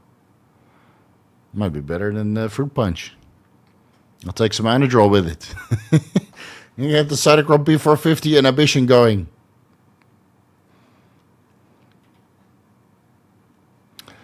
I was browsing through a country of source list. Never knew there was injectable estradiol. Yeah, 5R has it. How crushed does your E have to be to consider it? At what dose? 2 milligrams per week if you're estrogen deficient. You should play Team America's song every time you kick somebody. Yeah. America, fuck yeah. Could there be a utility of intentionally using low injection frequency as a means of modulating SSBG on cycle, or even using injectable estradiol? You should watch the Lazy Man's TRT protocol of injecting once per week, so you have more estradiol and more SHBG on cycle. You usually do that on Thursday if you have a cheat meal refeed in the weekend, because the refeed will keep you going for like 3 days. Like yesterday, for example, I had a little bit of extra rice, and then I had 2 ice creams from 7-Eleven. And today, I felt really flat yesterday. You know, when you go to the gym, you're like, no pump, and you're just pissing all the time. I went to pee like 3 times during the workout, sweating, peeing, and you're like, you feel like spaghetti. And then after that, I was like, fuck, man. So accidentally a whole cup of rice and the quinoa on top with my last meal of the day. And then I was like, this is not enough. I need some ice cream. So I add some ice cream in. And today I trained legs and I had a nasty pump. And I did 3 plates on 2 kinds of leg presses with a torn quad, formerly torn quad. So it's not too bad. I actually feel the soreness coming already. So that will hold me over for a couple days, to get back to your question. That will hold me over for a couple days. And then, yeah, so I would need to inject on Wednesday based on the Friday cheat meal. So if it's Saturday, it's usually Thursday. Yeah, holds you over for a couple days, right? And then you do the injection, and the next day you feel more energetic from the injection. So yeah, it's the Lazy Man's TRT protocol. We talked about this 5 years ago. You're welcome. And now we're come full circle, where people ask, hey, what do you think about... You mean the thing I talked about 5 years ago? Injectable estradiol is beneficial if you're estrogen deficient at 1 to 2 milligrams a week. Just like women are benefiting from 2 milligrams injectable testosterone per week. What's your split? I do legs every other day, and then in between those leg days, I do push day or pull day. So it's push, legs, pull, legs, push, legs, pull, legs. And then I take a rest day when I need it. So this week, Monday, pull. Tuesday, legs. Wednesday, Monday, push. Fuck. Monday, push. Tuesday, legs. Wednesday, pull. Thursday, legs. Thursday I took a day off. So I did, and I skipped legs because I felt a little bit sore. So I did push on Friday. That's when I felt flat. And then today I did legs again, and tomorrow I'll do pull. So that's pretty much my split. I'm going to go to the bathroom real quick. I thought I was going to make it, but I won't. So I'll be right back. 1 second, guys.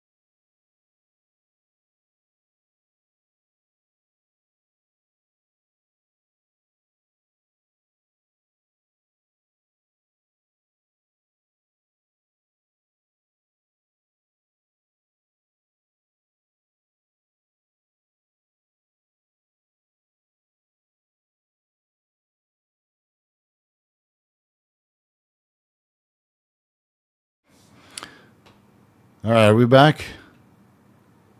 Looks like we're back. Where's the microphone? Yeah, okay, it's moving. All right. It's possible the androsterone from DHT making mood important. Isn't androsterone DHT? But there are some metabolites from DHT that, yeah. Epiconylalone. It's a pyrogenic. No. Epiconylalone, it was injected in propylene glycol. And propylene glycol is a pyrogenic, and not epiconylalone. Steve, 200 milligrams Primo, add on to 200 milligrams CRT for 3 months, worthy or nay? Fat loss, maybe 300 milligrams Primo. I would do it, man, and then check your blood work 4 weeks into it. I mean, you're doubling the dose of steroids, you get estrogen suppression, you get anabolism, more than Masteron or DHT, I would say, a milligram for milligram basis. So I would say it's definitely worth it. Yeah, and it seems that some of the sources are stocking Primo again. It's a little bit more expensive, limited supply, but it's well worth trying. And then you can always increase the 300 Primo later on when fat loss or anabolism stalls.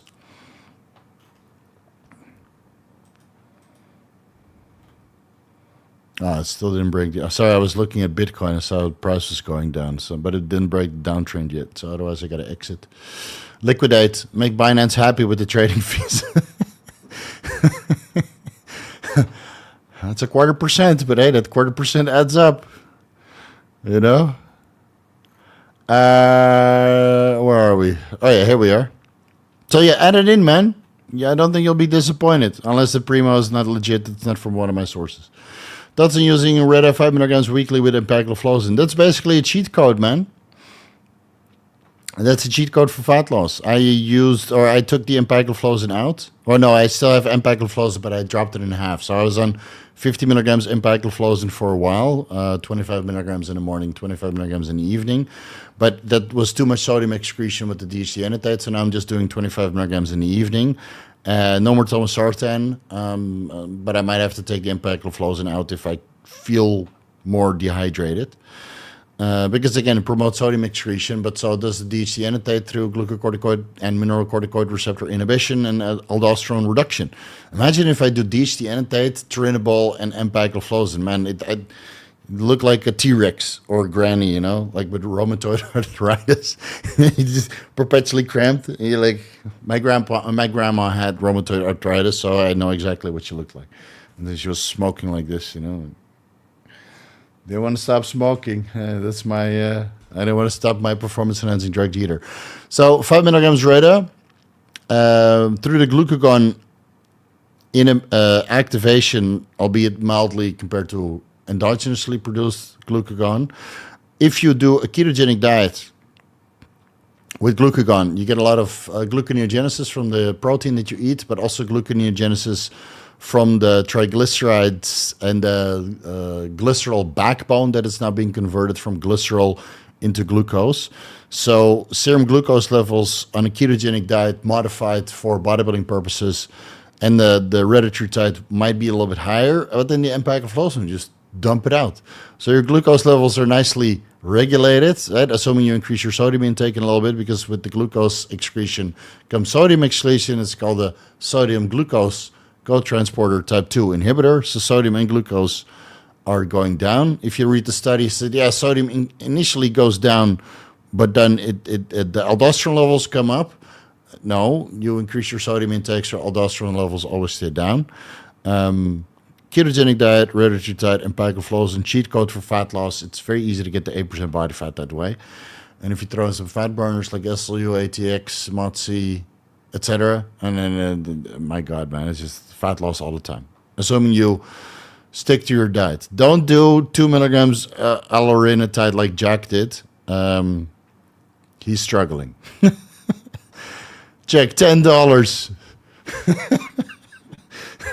Jack is the owner of Disguised Alpha. He already sent me like basically a car worth of commissions this month. So, but hey, I appreciate the extra $10, man. That's a whole cheesecake. And you know I love cheesecake. So tomorrow, cheesecake on you. Thank you very much, Jack. Happy 4th of July, big bro. What's the protocol to get over an overdose of GLP-1 amylin receptor agonist? Stomach is actually killing me. Yeah, so you took 2 milligrams L-Orinitide, right? And it's a little bit too high. So you're going to have to ride it out and stay hydrated and eat food that digests very well, like I mentioned in the chat. And next time you experiment, start low and build your way up, Jack. Not just because you're immune to GLP-1s doesn't mean you're immune to amylin receptor analogs. So if you took a too high dose, right, and your stomach is killing you, you should only stick to foods that digest very, very easy, and maybe have a higher caloric content so you can get your calories in. Obviously, you need some electrolytes, so maybe I use an electrolyte formula in the water. Yeah, and just write it out. You should write it out. Maybe take, what is it called?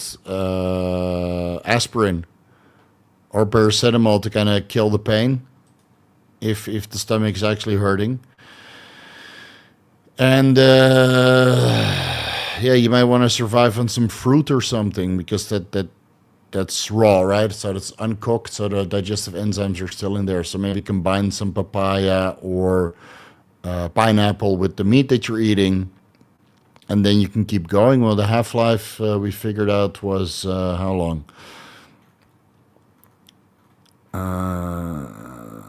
We posted it in the chat, right? 13 to 16 days. So yeah, the next 2 weeks are gonna be miserable. I had one guy inject 5 milligrams Reta one time. He couldn't even drink water, so he had to get an IV. But I know you're a badass, so you can still drink. But yeah, fruit, seared tuna, seared steak. So you just keep some of the enzymes within the steak and tuna active. You can eat raw steak, raw tuna, no problem, or raw fish in general. And add in some fruits with digestive enzyme like bromelain from papaya. No, brother, I was talking about your ProVigorous, not joking. I train fasted, I take it before, and honestly, I take it after. I can't explain it, just try it. And I hate pre-workouts. Well, why would you take ProVigorous afterwards? To keep the pump going? Well, fuck it, I'll give it a try. When my workouts are up to par, then when I'm getting close to my old working weight, I'll start injectable pre-workout again. I've tried it a couple times, but I feel like I'm wasting it because I'm not quite there yet, you know? Post-workout also? Hey, man, the faster you run through those vials, the better it is for me.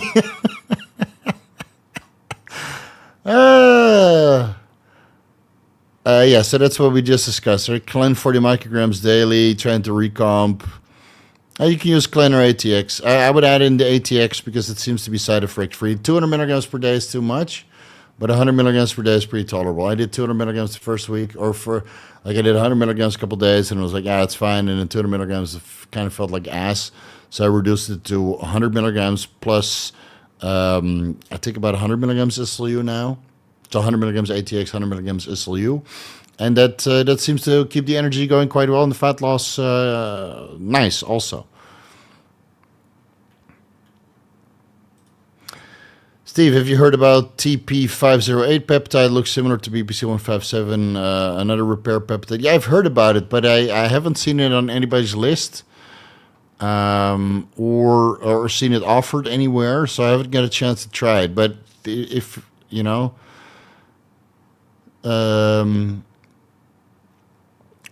if it works, then I'm sure Disguised Alpha will have it, and then Omega Aminos will have it as well. But I haven't seen it offer yet on the affiliates that I work with. So, what is it? TP508. Eton Cruise. What?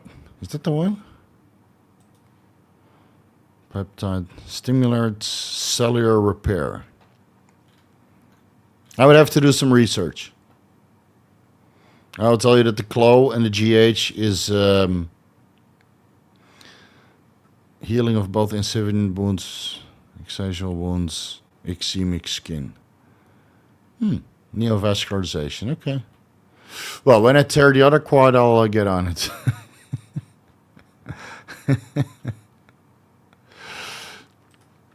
Ron John, $10. But is there a question?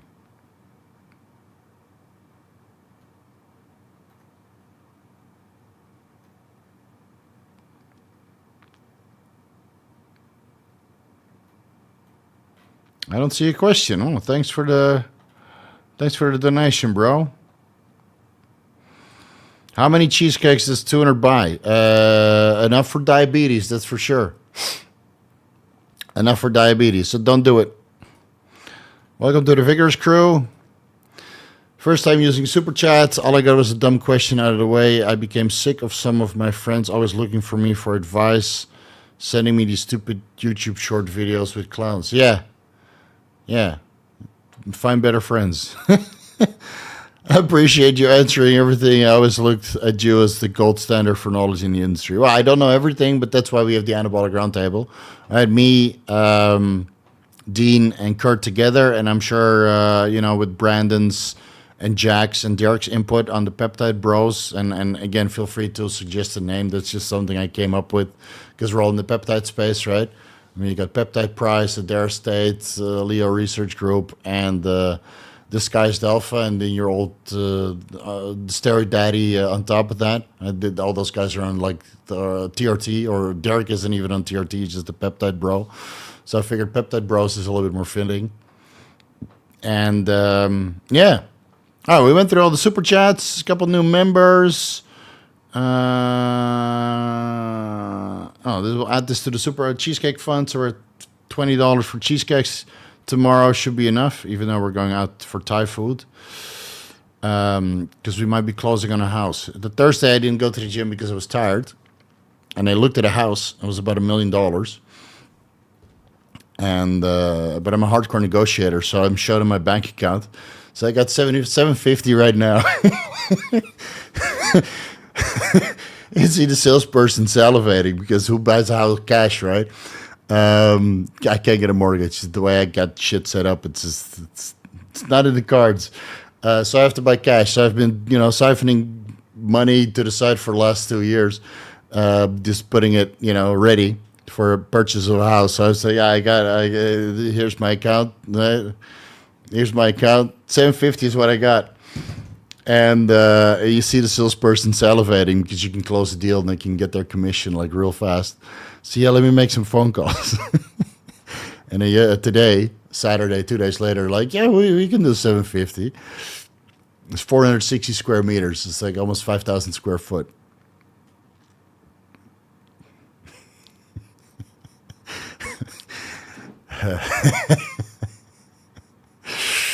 It's too good not to do it, man. It's a good location too. A little bit out of town. What I really want is a house that's 15 million, 100 square meters. So that's, how many square foot is that? Like 1,100 square foot or 11,000 square foot. But this house already feels huge compared to what we have now. Now we have 190 square meters. All right. This is, for somebody who's financially secure, is a bit of a joke. But hey, we had a good time here for 6 years. So 190 square meters to square foot. 2,000 square foot, but it's probably 175 because we have a parking space. So it's let's say 1,900 square foot is good for a couple with one kid, but not for two kids. So we're gonna 2.5x the house to 460, 5,000 square foot, and then maybe 8 years from now, after 2 more Bitcoin cycles, we'll do that $50 million house at 11,000 square foot, 1,000 square meters. And then, so no home gym in this one, but the next one, instead of the five car parking garage underneath the house, we'll just turn that into a dungeon with a home gym and put 1 car and 7 motorbikes. Okay, a couple more questions and then we're out of here. It's the hormones in your mother's womb that makes you into a man versus a woman. DHT, how could it be not the same capacity inducing anabolism? It upregulates anabolism based on your ability to convert it. Yeah, so like if you read the scientific evidence with diet testosterone, it seems to be rapidly inactivated. But they say the same thing for Primo and Mastrone. And even though the scientific evidence for Mastrone, there's no clear indication that it causes anabolism. And we saw that in the red blood cell studies and in the women's studies. Like weight went up slightly, but no real anabolism was detected. Like weight going up could be water. Or the anti-cancer effects restoring a little bit of water. But with Primo, you do see that muscle tissue increase, and we see that clearly with people that run Primo. Now, some people say that Primo is weak. Is it real Primo? Probably not. or is it 3-alpha hydroxysteroidehydrogenase or 3-beta hydroxysteroidehydrogenase enzymes breaking it down, right? Is DHT more anabolic than ProVigorous? I'm sure of it. Is it more anabolic than Masteron? Probably. It's Masteron anabolic. It does put muscle on you if you run enough of it. Now, 300 tests and 300 DHT and 12 reps when I should be doing 6. And ATX and SLU, right? I mean, I'm just slightly impaired when it comes to the anabolism perspective. I'm not in the off-season, not eating enough. So that's why I want to ask guys that are in the off-season running DHT Enanthate if they notice like a comparable anabolism to 600 tests or 300 tests and 300 primo, for example. So let's say you were on X amount of tests and X amount of primo, and you replace the primo for the same amount of DHT. Do you get less anabolism, more anabolism, the same anabolism? I wouldn't know, because at this point I'm just trying to get lean, and I'm running compounds that literally inhibit protein synthesis. And I'm not training super hard because I'm recovering from a quad tear. So I'm not the best test subject, but hey, it's not like you planned for a quad tear, okay? I was doing pretty fucking good on 200 tests and then increasing to 300 tests, and I was strong as fuck. Close to PRs, left and right, and then I tore my quad on 1 week on DHT. So it's not like I did this on purpose. Now you're adding it right into your bloodstream. Simply put, like my well thought out brother Steve just said, the perfect ancillary, I'm calling it an ancillary, does not do it justice, probably. Calling it an ancillary doesn't do it justice. Yeah, maybe not. I mean, I got that from Bowtied Biohacker. But hey, dude, if you're getting such great results, then I'm happy to note that it's working, because I haven't talked to so many people who use DHT at a higher dose at 300 milligrams, 400 milligrams, because most of the guys at Bowtied Biohacker that following him, they do like 50 milligrams at best, 100 milligrams at best, and that's where you get the ancillary benefits already. But it's not really an anabolic dose, I mean, how much would you get from 50 to 100 milligrams test? It's not Tren, where you can get 50 milligrams in anabolic response. So, looking good, Steve. DHT is doing you well. Yeah, I do feel that it's doing me well. So, again, Ferris, just give me some time, man. I'm doing the best being crippled. But everything is going in the right direction, and every week I look bigger and better and leaner, with like shoulder separations, lower back separations, glute separation. So it's definitely, I'm recomping very, very nicely, more than I would for a comparable dose of Primo or Masteron. 5'6", down 150 pounds from 210 pounds. Oh, down 2. So you lost 60 pounds over the last 2 years. Caloric tracking, gym 6 days a week. Main muscle while losing fat. Should I keep dieting to get lean, or is it gain-taining? It depends on if you're happy with your look. If you're happy at 150 pounds, then reverse diet and get bigger. And if you want to do your first cycle, that's probably the good thing. You could also do your first cycle, the first 6 weeks of trying to get more lean, so you gain more size while still getting lean, and then you end up at 150, 160 pounds on the scale. It doesn't really go up much, but you lose more fat and build some muscle, and then you reverse diet out of it. First cycle, 200 tests, 250 tests, and then you have, great response as well. Because if you now reverse diet, you don't need steroids yet, right? If you reverse diet, you'll gain some size anyway. So maybe you do your first cycle now, 6 weeks, you put on some size while losing the last little bit of fat that you wanted to lose, and then just put on size. Use the drugs, at the peak of your, or at the end of your fat loss journey, while you're not really putting on much muscle size. But it depends on if you're happy with how you look, And if you're not happy yet, you want to be bigger but also leaner, then that's where the steroids come into play. If you're happy with how big you are but you want to get leaner, then you can continue dieting without steroids. If you don't want to get leaner, you just want to get bigger, you don't need steroids for that. You can just reverse diet, eat more. And then once you get stuck getting bigger, then you add in steroids.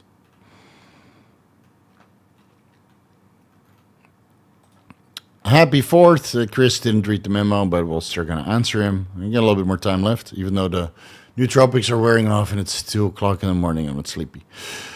Happy 4th. Happy welcome to Earth Day, bro. 225 pounds, 10% body fat. Been on 200 test SIP for 6 months. Looking to add 100 milligrams of Tren, 100 milligrams of Primo. Would it be better to run 200 milligrams of just one or the other? Goals to drop body fat and look hard? Or get a harder look? You're doubling the dose, adding in 100 milligrams of Tren to 225. But it's very respectable, by the way. 200 test, 225 pounds, 10% body fat. That's good, man. That's good. Yeah, I was pretty much the same before I tore my quad. After 6 months. So and I know how much work that takes to stay that lean and stay that big and that strong on 200 test SIP, because it feels inadequate for your size.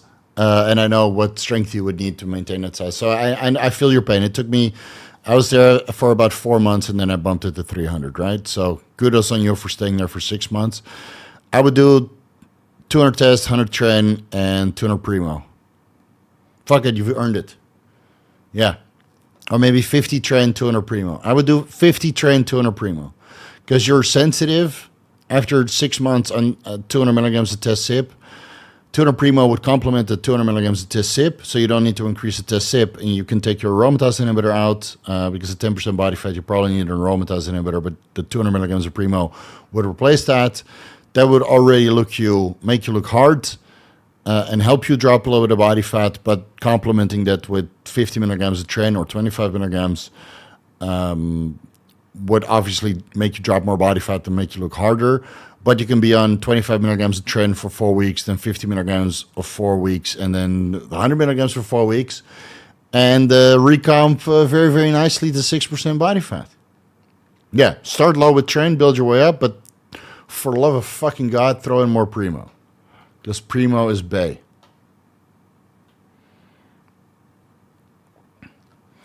I just started MVD1, new diabetic fat-burning drug, Sana. MVD1. There's so many new drugs on the market, man. Jesus Christ. Experimental first-line oral medication, weight loss, stimulating creatine-dependent thermogenesis in fat tissue. It works by reprogramming fat cells to burn extra calories as heat without reducing food intake. So it's similar to ATX-304 and BAM15.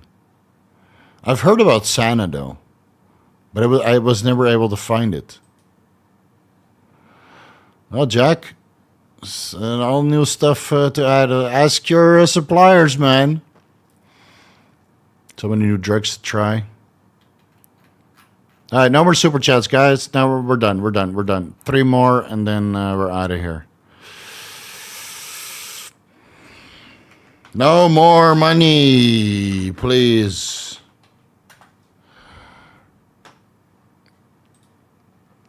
Steve, I need to learn about investing. Do you have any recommendations for anyone on YouTube with good info? Okay, so I unfollowed a lot of guys that didn't call the top. So what I'm currently following is... oh, this is not my channel.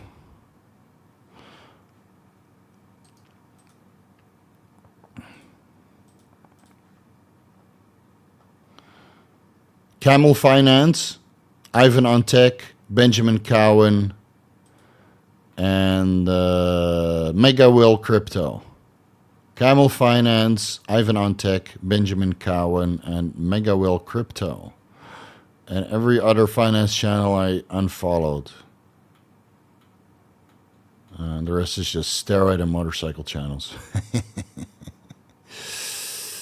Yeah, those are good. Ivan on Tech called the top. Camel Finance called the top, and he's very good with metals and stock market and that kind of stuff. Let's see. Who else? Benjamin Cowan is basically the goat of analyzing, trends. I'll give you time-based and dubious extrapolation. If you know, you know. And where's the other fucker? There was another guy. I already forgot. Mega Will Crypto, also very good for Bitcoin. All right, so those guys are good. Spinal small gyno lump under my right nipple. Immediately started Novadex, and in 2 weeks it's gone. When is it safe to hop off without gyno returning? When you check your serum estradiol levels and they're within normal levels. When they're in normal levels, you don't need gyno. Now, a small lump could be water retention, but if it's hard, then it's probably surgery required. Steve, took finasteride 2 years ago. All side effects except the sexual ones are gone. I am natty. Can I use high-dose Proviron or cabergoline for a few weeks to help? Anything else I can use? What, to improve your libido? Proviron might shut you down, but, 12.5 milligrams per day can lower SHBG, free up more testosterone, improve libido. Cabergoline, if prolactin is high, could improve your libido. Making more money, taking a week off, eating a little bit more fat. Watch libido videos, man. There's a lot of solutions, even for natties. PT1 for 1, oxytocin, Semax in combination. They're not on the prohibited list and don't shut down your HPTA. So I would look into oxytocin, Semax, and PT1 for 1 before you look into Proviron and cabergoline. Even though cabergoline is, it doesn't really improve libido, but you can increase your refractory period by suppressing your prolactin. And that means that you have more time or less time between erections.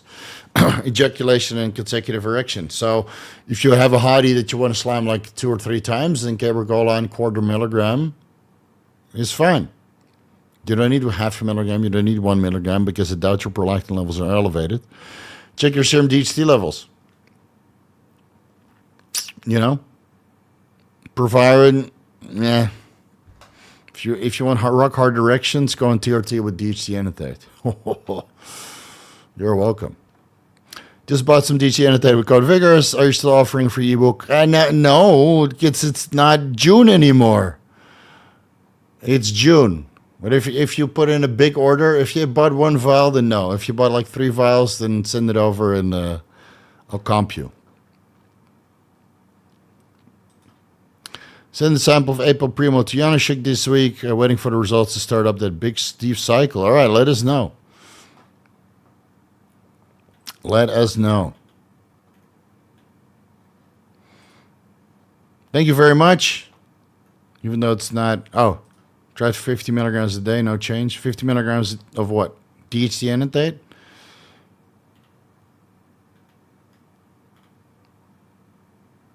Are you buying half of Thailand? For 15 million, you can't buy shit.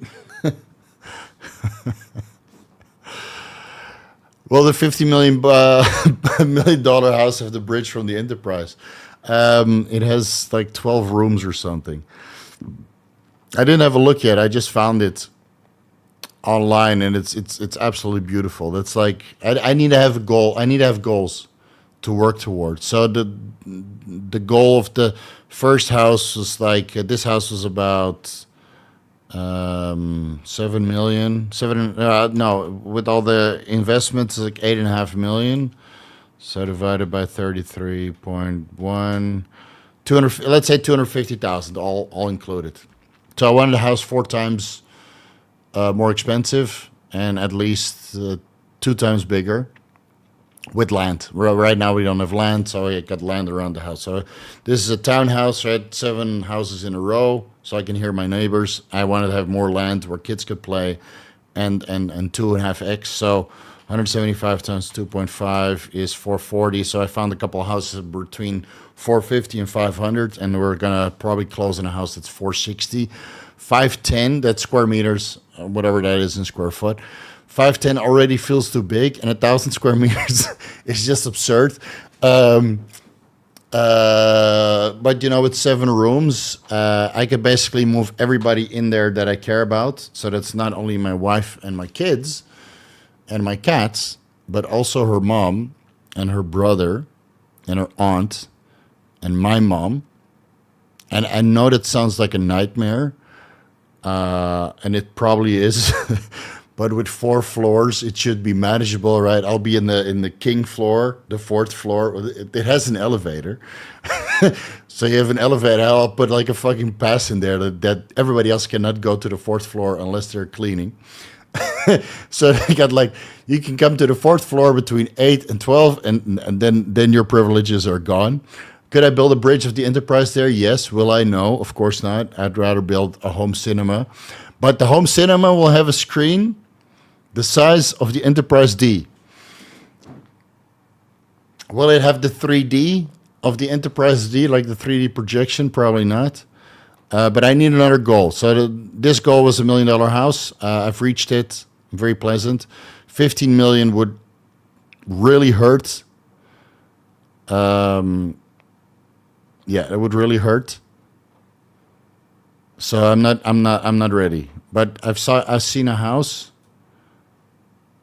I saw a project where they have 3 kinds of houses between 8 to 15 million.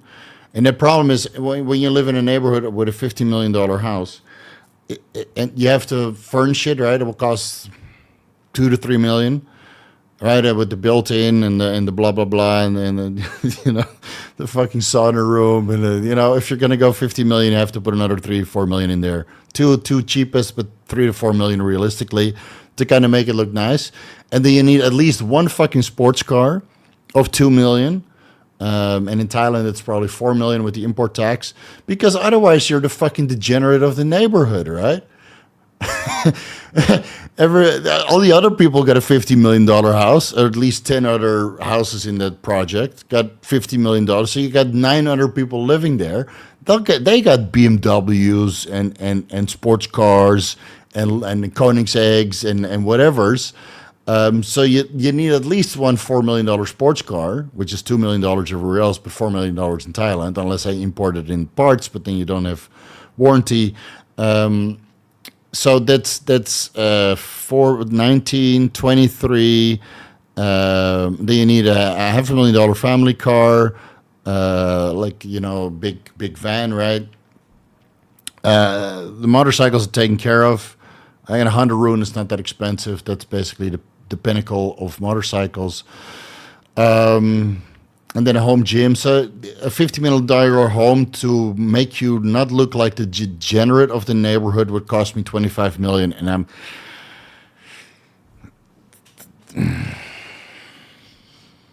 keep dreaming. But it's good to have goals. It's good to have goals. Yeah. And that money would just be gone because you can never resell it. $1 million home you could still resell in Thailand. It would somewhat appreciate. Like this house appreciated a little bit, but we'll give it away at a discount so it liberates some money. But $15 million, $20 million home, you can take the rest out. You will never get rid of it. So 20 million, but it would be great to put an entire family in there, but the 20 million will be gone in my lifetime. And I don't feel comfortable when I can put that in assets, you know. I've tested AP Primo, 100 milligrams, came back at 106. There you go. 6% more. Sweet, sweet gains.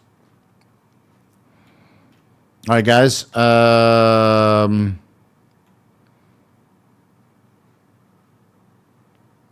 couple more.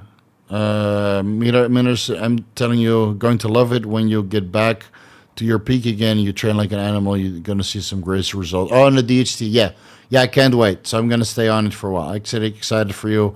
Wish you didn't have this damn quad tear. Yeah, me neither, man. Only Steve turns down when we love it. I know. Sorry, man. I misunderstood. It's late. Oh fuck. Last one. Do you see deep HPA suppression from 19 hours often in guys trying to come off? Yes. I mentioned it in the PCT ebook and the PCT video. 19 hours suppress you for a very long time. And YK11 is technically a 19 hour. Yeah, that's true. So with YK11, because it's injectable, it's in and out. It's gone in 2 or 3 weeks. So that's it's out faster than the testosterone, right? You need about 4 to 6 weeks for your testosterone to kind of clear. So basically, let's say you're on nandrolone, 18 months potentially, but probably 3 months, right? Because you produce your own nandrolone, so it's an 18-month detection time, or 12 months on phenylpropionate. But who uses that? Most guys use DECA. Oh, so the brain damage. You know. Use phenylpropionate. It doesn't make you a bit depressed. Choose another sport. So nandrolone phenylpropionate, because you produce your own nandrolone, you have more than 5 milligrams per milliliter in your urine, which might be suppressive. But with nandrolone phenylpropionate, it's probably enough to discontinue at 3 months, and DECA 5 months, Tren 3 months, and MENT about 3 months. YK11, I would say 3 weeks, because it's not esterified, and the suppression, even though it's a 19-nor, would be gone in 3 weeks, just like most other oral steroids, which is not the time that you would be suppressed from testosterone. Cypionate or propionate is what most guys use. You need to let that metabolize for about 4 to 6 weeks. So if you're on nandrolone, DECA, stop at 5 months before you want to do PCT. If you're on Tren, 3 to 5 months. MENT, 3 to 5 months. And then you stop the testosterone, 4 to 6 weeks. When you feel like a little girl, you can start your PCT, like I discussed in the PCT videos and ebook. Okay, we're done. It's 2:25. I've been doing this for 2 hours and 17 minutes. I think that's enough. How does Semax improve libido? By which mechanism? It seems to improve your sensitivity to neurosteroids, a good balance between your neurosteroids and sex hormones. That's why I always recommend DHEA. Right? Improves your libido. So you're more sensitive to neurosteroid balance. So if you have good DHEA or bottomed out DHEA, the Semax will still work. Semax improves with oxytocin, will make you come fucking hard. It's disgusting. It's really fucking disgusting. And also shout out for using a Rurouni Kenshin avatar. I do love my anime. Okay, guys. So it improves your sensitivity to neurosteroids, and with a good neurosteroid balance, your libido improves, but it's not required to supplement with DHA. 500 micrograms Semax, 100 IUs oxytocin, and 1 milligram PT1 for 1. And let's say 300 milligrams DHT. Oh, man. Fuck you. It's too late. Yeah. Watch the DHT, watch the post-finasteride syndrome. We're done, man. We're done. I put it 2 times. Watch the post-finasteride syndrome video. All the solutions are there. Inject some DHT Enanthate. 39. 200 tests, 100 milligrams DHT Enanthate. You're welcome. Forget about your hair. Okay, guys, enjoy your weekend. I will enjoy my cheesecake tomorrow. If I close in a house, we can move in about a year, because the house will be finished in October. 6 months of remodeling, 2 months of delays because it's Thailand. Can move in 1 year. Yeah, I can't wait, dude. I can't wait to buy a bigger house, because this house is way too small. All right, guys, peace out. Enjoy your weekend, and we'll see you next time. And for all the discounts, right, the links are down below. And all the podcasts are linked down below as well. So don't miss out, because once those discounts are over, Sunday, so you got 24 hours left, then the price will go up, and you'll feel sorry that you didn't purchase on time. All right, see you later. Take care. Enjoy your weekend.